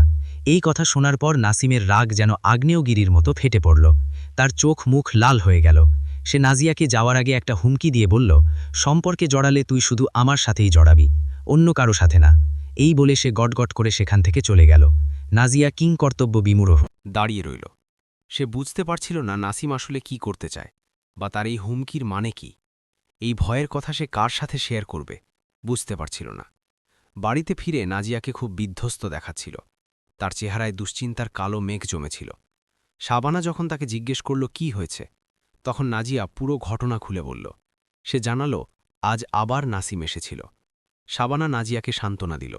সে বোঝালো যে এগুলো হয়তো নাসিমের রাগের কথা, সে আসলে কিছুই করতে পারবে না। যদিও শাবানা আর নাজিয়া দুজনেই জানত যে নাসিমের পরিবার কালো জাদুর চর্চা করে এবং নাসিম নিজেও এসব বিদ্যায় পারদর্শী, কিন্তু আধুনিক যুগের মানুষ হিসেবে তারা এসব কুসংস্কারে খুব একটা বিশ্বাস করত না। তারা ভাবতেই পারেনি যে কেউ সত্যি সত্যি কোনো জাদু বলে তাদের ক্ষতি করতে পারে, কিন্তু তাদের এই অবিশ্বাসই তাদের জন্য কাল হয়ে দাঁড়াল। তারা জানত না যে দুর্ভাগ্য তাদের দরজায় কড়া নাড়ছে এবং তারা খুব শিগগিরই এক ভয়াবহ পরিস্থিতির মুখোমুখি হতে যাচ্ছে। এরপর সবকিছু শান্তই ছিল কিছুদিন। নাজিয়া ভাবল হয়তো পরিস্থিতি নিয়ন্ত্রণে এসেছে, হয়তো নাসিম বুঝতে পেরেছে যে জোর করে আর যাই হোক ভালোবাসা পাওয়া যায় না। কিন্তু তাদের এই ধারণা ভুল প্রমাণিত হল। প্রায় ১ সপ্তাহ পর হঠাৎ একদিন নাসিম সরাসরি নাজিয়াদের বাসায় এসে হাজির। নাসিমকে নিজেদের ড্রয়িং রুমে দেখে নাজিয়ার বুকের রক্ত হিম হয়ে গেল। তার ভেতর থেকে এক ধরনের নেতিবাচক অনুভূতি বা নেগেটিভ একটা ভাইব আসছিল। নাসিম খুব স্বাভাবিকভাবে সোফায় বসল। সাধারণত প্রতিবেশীরা একে অপরের বাড়িতে আসতেই পারে, তাই নাজদিয়ার বাবা মা প্রথমে খুব একটা অবাক হননি। তারা ভাবলেন হয়তো কোনো প্রয়োজনে এসেছে। কিন্তু কিছুক্ষণ বসার পরেই নাসিম তার আসল রূপ প্রকাশ করল। সে নাজিয়ার বাবার কাছে নাজিয়ার সেই গোপন সম্পর্কের কথা ফাঁস করে দিল। তবে সে সত্যটা খুব কদর্যভাবে উপস্থাপন করল। সে বলল, আপনারা ভাবছেন আপনাদের মেয়ে সিলেটে পড়াশুনো করছে, কিন্তু পড়াশুনো নাকি অন্য কিছু খবর রাখেন। সে মেয়েটির চরিত্র নিয়েও নানা রকমের মিথ্যা ইঙ্গিত দিল। নাসিম খুব নেতিবাচকভাবে বুঝিয়ে দিল যে নাজিয়া উচ্ছন্নে গেছে। এসব কথা শুনে নাজিয়ার বাবা প্রচণ্ড রেগে গেলেন, কিন্তু নাজিয়া আর সহ্য করতে পারল না। একে তো নাসিম তাকে রাস্তায় উত্তপ্ত করেছে, তার ওপর এখন বাড়িতে এসে তার চরিত্র নিয়ে বিভিন্ন মিথ্যা অপবাদ দিচ্ছে। ভয়ে কুঁকড়ে থাকা নাজিয়া হঠাৎ যেন প্রতিবাদী হয়ে উঠল। সে বাবার সামনেই নাসিমের গালে সজোরে এক চড় বসিয়ে দিল এবং তাকে বাড়ি থেকে বেরিয়ে যেতে বলল। নাসিম সেদিন চুপচাপ চড় খেয়ে বাড়ি থেকে বেরিয়ে গেল ঠিকই, কিন্তু তার চোখে ছিল এক পৈশাচিক আক্রোশ। শাবানা পরে জানতে পেরেছিল যে নাসিম সেদিন শুধু নালিশ করতে আসেনি, তার আসার পেছনে আরও একটি ভয়াবহ উদ্দেশ্য ছিল। সেই উদ্দেশ্যটি কী ছিল তা আমরা ঘটনার শেষ দিকে জানতে পারব। নাসিম চলে যাওয়ার পর নাজিয়ার বাবা নাজিয়াকে ভীষণ বকাবকি করলেন। তিনি এতটাই ক্ষিপ্ত হয়েছিলেন যে সিদ্ধান্ত নিলেন নাজিয়াকে আর সিলেটে পড়তে পাঠাবেন না। ততদিনের লকডাউন শিথিল হয়ে ইউনিভার্সিটি কলেজ সব খুলে গেছে, কিন্তু নাজিয়ার বাবা তাকে গৃহবন্দী করে ফেললেন। তিনি কড়া নির্দেশ দিলেন, আজ থেকে তোমার বাইরে যাওয়া বন্ধ। নাজিয়া তার নিজের ঘরেই এক প্রকার বন্দী হয়ে পড়ল। সে মানসিকভাবে ভেঙে পড়েছিল। শাবানার কাছে সে প্রায়ই কান্না করত। সে তার পছন্দের মানুষের জন্য মনমরা হয়ে থাকত। মাঝে মাঝে যদিও ফোনে কথা হতো, কিন্তু দেখা করার কোনো উপায় ছিল না। দীর্ঘদিনের বিচ্ছেদ এবং বাবার এই কঠোর শাসন সব মিলিয়ে সে খুব বিষণ্ণ হয়ে পড়েছিল, কিন্তু সে তার বাবার সিদ্ধান্তের বিরুদ্ধে যাওয়ার সাহস পাচ্ছিল না। এভাবেই দিন কাটছিল। ধীরে ধীরে নাজিয়ার মধ্যে অদ্ভুত কিছু পরিবর্তন লক্ষ্য করা গেল। নাজিয়া ছোটবেলা থেকেই ছিল অসম্ভব মেধাবী। শাবানার চেয়েও পড়াশোনায় সে অনেক এগিয়েছিল। সেই প্রুপার মেধাবী মেয়েটি কেমন যেন ঝিমিয়ে পড়ল। সে ছোটখাটো জিনিস ভুল করতে শুরু করল। হয়তো কোনো একটা জিনিস এক জায়গায় রাখল, পরক্ষণেই ভুলে গেল। কখনো হয়তো খুব জরুরি কোনো কথা বলতে চাইল, কিন্তু মনে পড়ল না। প্রথম দিকে বিষয়টি খুব ঘন ঘন হতে লাগল। নাজিয়া নিজেও বুঝতে পারছিল না তার সাথে আসলে কি হচ্ছে। সে তার এই মানসিক অবস্থার কথা কাউকে গুছিয়ে বলতে পারছিল না। এই মানসিক চাপের প্রভাব তার শরীরের ওপরেও পড়তে শুরু করল। সে দিন দিন শুকিয়ে যেতে লাগল, শরীর দুর্বল হয়ে পড়ল। পরিবারের কেউ বুঝতে পারছিল না কেন এমন হচ্ছে। সেই সময়ে কোভিডের প্রকোপ এতটাই বেশি ছিল যে খুব জরুরি প্রয়োজন ছাড়া কেউ হাসপাতালে যেতে চাইত না। হাসপাতালের নাম শুনলেও মানুষের মনে করোনা সংক্রমণের আতঙ্ক ভর করত। তাই পরিবারও নাজিয়াকে হাসপাতালে নিয়ে যাওয়ার ঝুঁকি নিচ্ছিল না। তারা ভাবছিল হয়তো ঘরে বিশ্রাম নিলেই ঠিক হয়ে যাবে। অন্যদিকে নাজিয়ার বাবা তখনও মেয়ের ওপর রেগেছিলেন। তিনি মনে করতেন নাজিয়া হয়তো অসুস্থতার ভান করছে। তার ধারণা ছিল এ সবই নাজিয়ার ছলনা, যাতে সে সিলেটে যেতে পারে। তিনি তাই নাজিয়ার এই অসুস্থতাকে খুব একটা গুরুত্ব দিলেন না। কিন্তু অবহেলায় নাজিয়ার অবস্থা দিন দিন খারাপের দিকে যেতে লাগল। এবার নাজিয়ার সাথে আরও একটি ভয়ঙ্কর ঘটনা ঘটতে শুরু করল। রাতের বেলা যখন সে ঘুমানোর জন্য শুয়ে থাকত, তখন হঠাৎ করে ঘুমের মধ্যে নাজিয়া বিকট চিৎকার করে উঠত। তার সে আর্তনাদ শুনে মনে হতো সে ভীষণ ভয় পেয়েছে। শাবানা, যে কিনা নাজিয়ার সাথে একই ঘরে ঘুমত, সে ধর্মর করে উঠে বসত। সে বোনকে জড়িয়ে ধরে শান্ত করার চেষ্টা করত। বলতো, আপু, ভয় পেও না, আমি আছি। কিন্তু নাজিয়া শান্ত হতো না। তার শ্বাস-প্রশ্বাস খুব দ্রুত চলতে থাকত। মনে হতো তার দম বন্ধ হয়ে আসছে। তার চোখ মুখ ভয়ে ফ্যাকাশে হয়ে যেত। চিৎকার শুনে বাবা মাও দৌড়ে আসতেন। তারা জিজ্ঞেস করতেন, কি হয়েছে মা, কি দেখেছিস, কেউ কিছু বলেছে? কিন্তু নাজিয়া কোনো উত্তর দিতে পারত না। সে শুধু ফ্যাল করে তাকিয়ে থাকত এবং এক পর্যায়ে জ্ঞান হারিয়ে ফেলত। কিছুক্ষণ পর যখন তার জ্ঞান ফিরত, তখন তাকে আবার জিজ্ঞেস করা হতো। অদ্ভুত ব্যাপার হলো, জ্ঞান ফেরার পর নাজিয়ার কিছুই মনে থাকত না। সে অবাক হয়ে বলতো, কই, কিছু না তো, আমি তো ঘুমোচ্ছিলাম। এই ঘটনা এখন প্রায় 2-3 দিন পরপরই ঘটতে থাকে। এই ক্রমাগত মানসিক এবং শারীরিক দখলের কারণে নাজিয়া এখন বিছানা থেকেই উঠতে পারে না। সে কঙ্কালের মতো জীর্ণ শীর্মা হয়ে যায়। অবশেষে উপায় না দেখে পরিবার তাকে হাসপাতালে নিয়ে যাওয়ার সিদ্ধান্ত নেয়। অনেক খোঁজাখুঁজির পর তারা এমন একটি হাসপাতাল পেল যেখানে কোভিডের ঝুঁকি কিছুটা কম। শাবানা ও তার পরিবার নাজিয়াকে সেখানে নিয়ে গেল। ডাক্তাররা তাকে আপাদমস্তক পরীক্ষা করলেন, বিভিন্ন টেস্ট দিলেন, কিন্তু আশ্চর্যের বিষয়, সব রিপোর্ট নরমাল। ডাক্তাররা জানালেন মেয়েটি হয়তো কোনো কারণে প্রচণ্ড মানসিক চাপে আছে। অতিরিক্ত স্ট্রেসের কারণেই তার এই স্মৃতিভ্রম বা শারীরিক দুর্বলতা।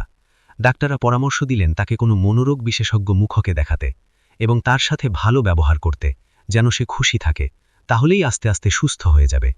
ডাক্তারের কথা শুনে নাজিয়ার বাবার মন গলল। তিনি বুঝতে পারলেন মেয়ের উপর তিনি হয়তো একটু বেশি কঠোর হয়ে গিয়েছেন। তিনি বাড়ি ফিরে নাজিয়ার সাথে খুব ভালো ব্যবহার শুরু করলেন। তার সাথে গল্প করতে শুরু করলেন, পছন্দের খাবার এনে দিলেন। এখনই সিলেটে পাঠানোর পক্ষপাতী ছিলেন না, কারণ নাসিয়া তখনও পুরোপুরি সুস্থ হয়নি। আর নাসিমের বলা কথাগুলো তিনি পুরোপুরি ভুলতে পারেননি। পরিবার ভেবেছিল বাবার এই পরিবর্তন এবং সবার ভালোবাসায় নাজিয়া হয়তো দ্রুত সুস্থ হয়ে উঠবে, কিন্তু বাস্তবে ঘটল ঠিক তার উল্টো। নাজিয়ার অবস্থার কোনো উন্নতিই হল না, বরং দিন দিন অবনতি হতে লাগল। পরিবারের বয়োজ্যেষ্ঠরা পরামর্শ দিলেন হয়তো কোনো উপরি বাতাস লেগেছে, কোনো দরগাহ বা মাজারে গিয়ে উপকার হতে পারে। সেই আশায় পরিবার বিভিন্ন মাজারে গেল এবং দোয়া কালাম পড়ল, কিন্তু কোনো কিছুতেই কিছু হল না। নাজিয়ার শরীর দিন দিন আরও ভেঙে পড়তে শুরু করল। তাকে নিয়ে এদিক ওদিক দৌড়াদৌড়ি করে পরিবারও ক্লান্ত হয়ে পড়েছিল।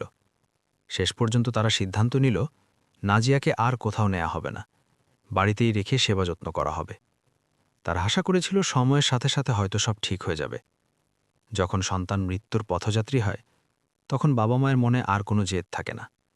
বাবাও মনে মনে ঠিক করে ফেলেছিলেন মেয়ে সুস্থ হলেই তার ইচ্ছে মতো পড়তে পাঠাবেন, এমনকি তার পছন্দের ছেলের সাথে বিয়েও দেবেন। হয়তো নাজিয়ার জীবনে সুদিন আসত, কিন্তু বিধাতা হয়তো অন্য কিছু লিখে রেখেছিলেন। এক রাতে সেই পরিবারের উপর এক চরম বিপর্যয় নেমে এলো। দিনটি ছিল অন্যান্য দিনের মতোই। খাওয়া দাওয়া শেষ করে সবাই ঘুমিয়ে পড়েছে। নাজিয়া আর শাবানা তাদের ঘরে ঘুমাচ্ছিল। মাঝরাতে হঠাৎ সেই পরিচিত চিৎকার। নাজিয়া ঘুমের মধ্যে এমন এক মরণপণ চিৎকার দিল যে পুরো বাড়ি কেঁপে উঠল। শাবানা কিছু বুঝে ওঠার আগেই দেখল নাজিয়া চিৎকার করেই বিছানায় লুটিয়ে পড়ল এবং সাথে সাথেই জ্ঞান হারাল। শাবানা পাগলের মতো তাকে ধাক্কাতে লাগল। নাজিয়া, উঠ আপু, কথা বল। নাজিয়ার কোনো সাড়া নেই। ততক্ষণে বাবা মাও চলে এসেছেন। তারা দেখলেন নাজিয়ার শ্বাসপ্রশ্বাস চলছে না, শরীর ঠান্ডা হয়ে গেছে। তারা কাল বিলম্ব না করে নাজিয়াকে কোলে তুলে গাড়িতে নিলেন এবং ঝড়ের গতিতে হাসপাতালের দিকে রওনা দিলেন। হাসপাতালে পৌঁছানোর পর ডাক্তাররা দ্রুত পরীক্ষা নিরীক্ষা শুরু করল, কিন্তু সব চেষ্টা ব্যর্থ করে দিয়ে ডাক্তাররা জানালেন নাজিয়া আর নেই। সেই পৃথিবীর মায়া ছেড়ে চলে গেছে। ডাক্তাররা মৃত্যুর কারণ হিসেবে বললেন সাইলেন্ট হার্ট অ্যাটাক। হয়তো সে অতিরিক্ত ভয় পেয়েছিল বা কোনো গভীর মানসিক আঘাত তার হৃদযন্ত্রের ক্রিয়া বন্ধ করে দিয়েছে। ডাক্তারদের এই ব্যাখ্যায় পরিবার সত্য বলে মেনে নিল। বুক ভরা হাহাকার আর কান্না নিয়ে তারা নাজিয়ার নিথর দেহ বাড়িতে নিয়ে এলো। পরদিন তার দাফন সম্পন্ন হল। একটা সুস্থ সবল প্রাণবন্ত মেয়ে মাত্র কয়েক মাসের ব্যবধানে এভাবে ঝরে যাবে কেউ কল্পনাও করেনি। তার কোনো বড় অসুখ ছিল না, তার জীবনযাপন ছিল স্বাস্থ্যকর, তবুও তাকে অকালে চলে যেতে হল। নাজিয়ার মৃত্যুতে পরিবারটি শোকে পাথর হয়ে গেল, কিন্তু তারা তখনও জানত না যে বিভীষিকার এখানেই শেষ নয়। নাজিয়ার মৃত্যুর কিছুদিন পর থেকে বাড়িতে এক অন্য পরিবেশ বিরাজ করতে লাগল। যে অদৃশ্য ছায়া নাজিয়াকে গ্রাস করেছিল তা এবার শাবানার দিকে হাত বাড়াল। নাজিয়ার সাথে শুরুতে যা যা ঘটেছিল হুবহু সেই একই ঘটনাগুলো শাবানার সাথে ঘটতে শুরু করল। শাবানাও লক্ষ্য করল সে ছোটখাটো জিনিস ভুলে যাচ্ছে, যে কথাটি সে বলতে চায় তা মনে পড়ছে না। শাবানা আতঙ্কে শিউরে উঠল। সে খুব ভালোভাবেই বুঝতে পারছিল নাজিয়া ঠিক কোন পরিস্থিতির মধ্য দিয়ে গিয়েছে। তখন হয়তো তারা নাজিয়ার কথাগুলোকে মানসিক বিকার বলে উড়িয়ে দিয়েছিল, কিন্তু এখন নিজের সাথে ঘটার পর শাবানা হাড় মজ্জায় টের পাচ্ছিল সেই যন্ত্রণার তীব্রতা। শাবানা তার পড়াশোনায় মনোযোগ হারিয়ে ফেলল। সে তার গ্র্যাজুয়েশনের ক্লাসে যাওয়া বন্ধ করে দিল। মানুষের সাথে মেলামেশা, কথা বলা, এসব তার কাছে বিষের মতো লাগত। তার মনে হতো বাইরে বেরোলেই কোনো বিপদ হবে, কেউ তার ক্ষতি করবে। এই অযৌক্তিক ভয়ে তাকে সারাক্ষণ তাড়া করে বেড়াত। শাবানার মনে পড়ে গেল সেই ভয়ঙ্কর রাতের কথা, যেদিন নাজিয়া তাকে কিছু গোপন কথা বলেছিল। মৃত্যুর কিছুদিন আগে এক রাতে নাজিয়া প্রচণ্ড ভয় পেয়ে জ্ঞান হারানোর পর পরদিন সকালে সে শাবানাকে বলেছিল, জানিস সাবু, আমি রাতে একটা বিশাল কালো ছায়া দেখি। ছায়াটা মানুষের মতো, কিন্তু অনেক লম্বা চওড়া। ওটা আমার দিকে এগিয়ে আসে, মনে হয় আমাকে মেরে ফেলবে। নাজিয়ার সেই বর্ণনায় এখন শাবানার বাস্তব অভিজ্ঞতা হয়ে দাঁড়াল। শাবানাও রাতে ঘুমের মধ্যে সেই বিশাল বিভৎস ছায়া দেখতে পেত। পুরো বাড়িতে এক থমথমে পরিবেশ। পরিবারের সবার মনে হতো ঘরের কোনায় কেউ যেন লুকিয়ে আছে, কেউ তাদের উপর নজর রাখছে। পরিস্থিতি আরও খারাপের দিকে গেল যখন শাবানাও নাজিয়ার মতো রাতে চিৎকার করে উঠতে শুরু করল, জ্ঞান হারাতে শুরু করল। বাবা মা বুঝতে পারলেন এটি কোনো সাধারণ রোগ নয়। বড় মেয়েকে হারিয়ে তারা এমনিতেই দিশেহারা। এখন ছোট মেয়েকেও একই পথে হাঁটতে দেখে তারা পাগল প্রায়। ডাক্তারের ওষুধে আর কোনো কাজ হচ্ছে না। এ কারণে তারা এবার আধ্যাত্মিক সমাধানের পথ খুঁজলেন। পরিচিতদের মাধ্যমে তারা বেশ কয়েকজন অভিজ্ঞ আলেম ও হুজুরের সাথে যোগাযোগ করলেন। তারা শাবানাদের বাড়িতে এলেন। বাড়িতে পা দেয়া মাত্রই হুজুররা বললেন, এই বাড়িতে প্রচণ্ড খারাপ বাতাসের আসর আছে। তারা জানালেন, কোনো একটি শক্তিশালী অশুভ শক্তি বা জিন এই বাড়িতে বাসা বেঁধেছে। এই অশুভ সত্তাটি বহুদিন ধরেই এখানে অবস্থান করছে এবং এটি সহজে এখান থেকে যেতে চাইছে না। হুজুররা আরও জানালেন, নাজিয়ার সাথে যা ঘটেছে তা এই অশুভ শক্তির কারণেই হয়েছে। নাজিয়া মারা যাওয়ার পর সেই শক্তি এখন শাবানাকে ভর করেছে। এটি একটি চক্রের মতো, প্রথমে নাজিয়া, এখন শাবানা, এরপর হয়তো তাদের বাবা মা, পরিণতি, মৃত্যু। হুজুররা তাদের পরীক্ষা নিরীক্ষা করে নিশ্চিত হলেন যে এটি একটি খবিশ জিন, যাকে উদ্দেশ্য প্রণোদিতভাবে এই পরিবারের উপর লেলিয়ে দেয়া হয়েছে।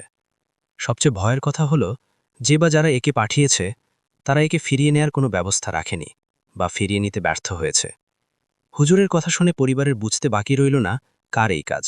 সন্দেহের তীর সোজা নাসিমের দিকেই গেল। শাবানা জানালো, নাসিম যেদিন বাড়িতে এসে ড্রয়িং রুমে বসে বাবার কাছে নালিশ করেছিল, সেদিন তার আসার মূল উদ্দেশ্য শুধু নালিশ করা ছিল না। সে সেদিন ঘর থেকে গোপনে নাজিয়ার ব্যবহৃত কোনো একটি ব্যক্তিগত জিনিস বা চুল সংগ্রহ করে নিয়ে গিয়েছিল কালো জাদুর দুনিয়ায় কারো ক্ষতি করার জন্য। তার ব্যবহৃত জিনিস বা শরীরের অংশ অত্যন্ত গুরুত্বপূর্ণ। নাসিম সেই জিনিসটি ব্যবহার করেই নাজিয়ার ওপর মরণবাণ বা কুফরি কালাম প্রয়োগ করেছে। শোনা যায় নাজিয়া যখন খুব বেশি অসুস্থ হয়ে পড়েছিল, তখন নাসিম ভয় পেয়ে গিয়েছিল। সে হয়তো একবার চেষ্টাও করেছিল তার পাঠানো জিনকে ফিরিয়ে আনার, কিন্তু কালো জাদু এমন এক বিপজ্জনক খেলা যা একবার শুরু হয়ে গেলে তান্ত্রিকের নিজেরও নিয়ন্ত্রণে অনেক সময় থাকে না। সেই জিন বা খবিশটি নাসিমের কথা শোনেনি, সে তার কাজ শেষ করেই ছেড়েছে। হুজুররা এরপর বাড়িটি বন্ধ করার প্রক্রিয়া শুরু করেন। তারা দীর্ঘ সময় ধরে কোরআন তেলাওয়াত এবং বিশেষ দোয়ার মাধ্যমে বাড়িটির শুদ্ধিকরণ বা রুকাইয়া করেন। এটি একদিনের কাজ ছিল না, বেশ কয়েকদিন ধরে এই প্রক্রিয়া চলে। আল্লাহর রহমতে এবং হুজুরের প্রচেষ্টায় বাড়ির পরিবেশ আস্তে আস্তে হালকা হতে শুরু করে। শাবানার শরীরও ধীরে ধীরে সুস্থ হয়। যদিও সেই সমস্যাটি পুরোপুরি সেরে ওঠেনি, তবে আগের মতো তার তীব্রতা নেই। শাবানা এখন অনেকটাই স্বাভাবিক জীবনযাপন করছে। শাবানার এই পুরো ঘটনাটি তার মায়ের অনুমতি নিয়েই সে শেয়ার করেছে। তার উদ্দেশ্য একটাই, মানুষকে সচেতন করা। তিনি নিজেও অনেক ঘটনা ভুলে গিয়েছেন, মায়ের কাছ থেকে শুনে শুনে ঘটনাটি সাজিয়েছেন। এই মর্মান্তিক ঘটনাটি আমাদের চোখে আঙ্গুল দিয়ে দেখিয়ে দেয় জেদ বা হিংসা মানুষের কতটা ক্ষতি করতে পারে। এই ছিল ঘটনা, এবং এই ঘটনাটি সিফাত আলম সংগ্রহ করেছেন আমাদের জন্য। আশা করছি যারা শুনলেন তাদের ভালো লেগেছে। শুনছিলেন ভূতেরাট.com প্রেজেন্টস অজিমপুর হন্টেড বাই এয়ারটেল। এখানে সেই ঘটনাগুলোই প্রচার করা হয় যে ঘটনাগুলো আপনাকে আপনার বন্ধু বলেছে বা আপনি এবং আপনার বন্ধু একসাথে সেই ঘটনার সম্মুখীন হয়েছেন। ভালোই চলছিল আমাদের আজকের এই এপিসোড, কিন্তু এই মুহূর্তে বিদায় নিতে হবে। ফিরে আসব আবারও আগামী সপ্তাহে ভয়ের রাত জিনপুরে বন্ধুর সাথে। সেই পর্যন্ত সবাই ভালো থাকুন, সুস্থ থাকুন, সাথে থাকুন। বন্ধুর সাথে ঘটে যাওয়া, বন্ধুর কাছ থেকে জানা যদি কোনো ঘটনা থাকে, ভূতেরাট.com-এ মিলুন। কথা হবে। আল্লাহ হাফেজ।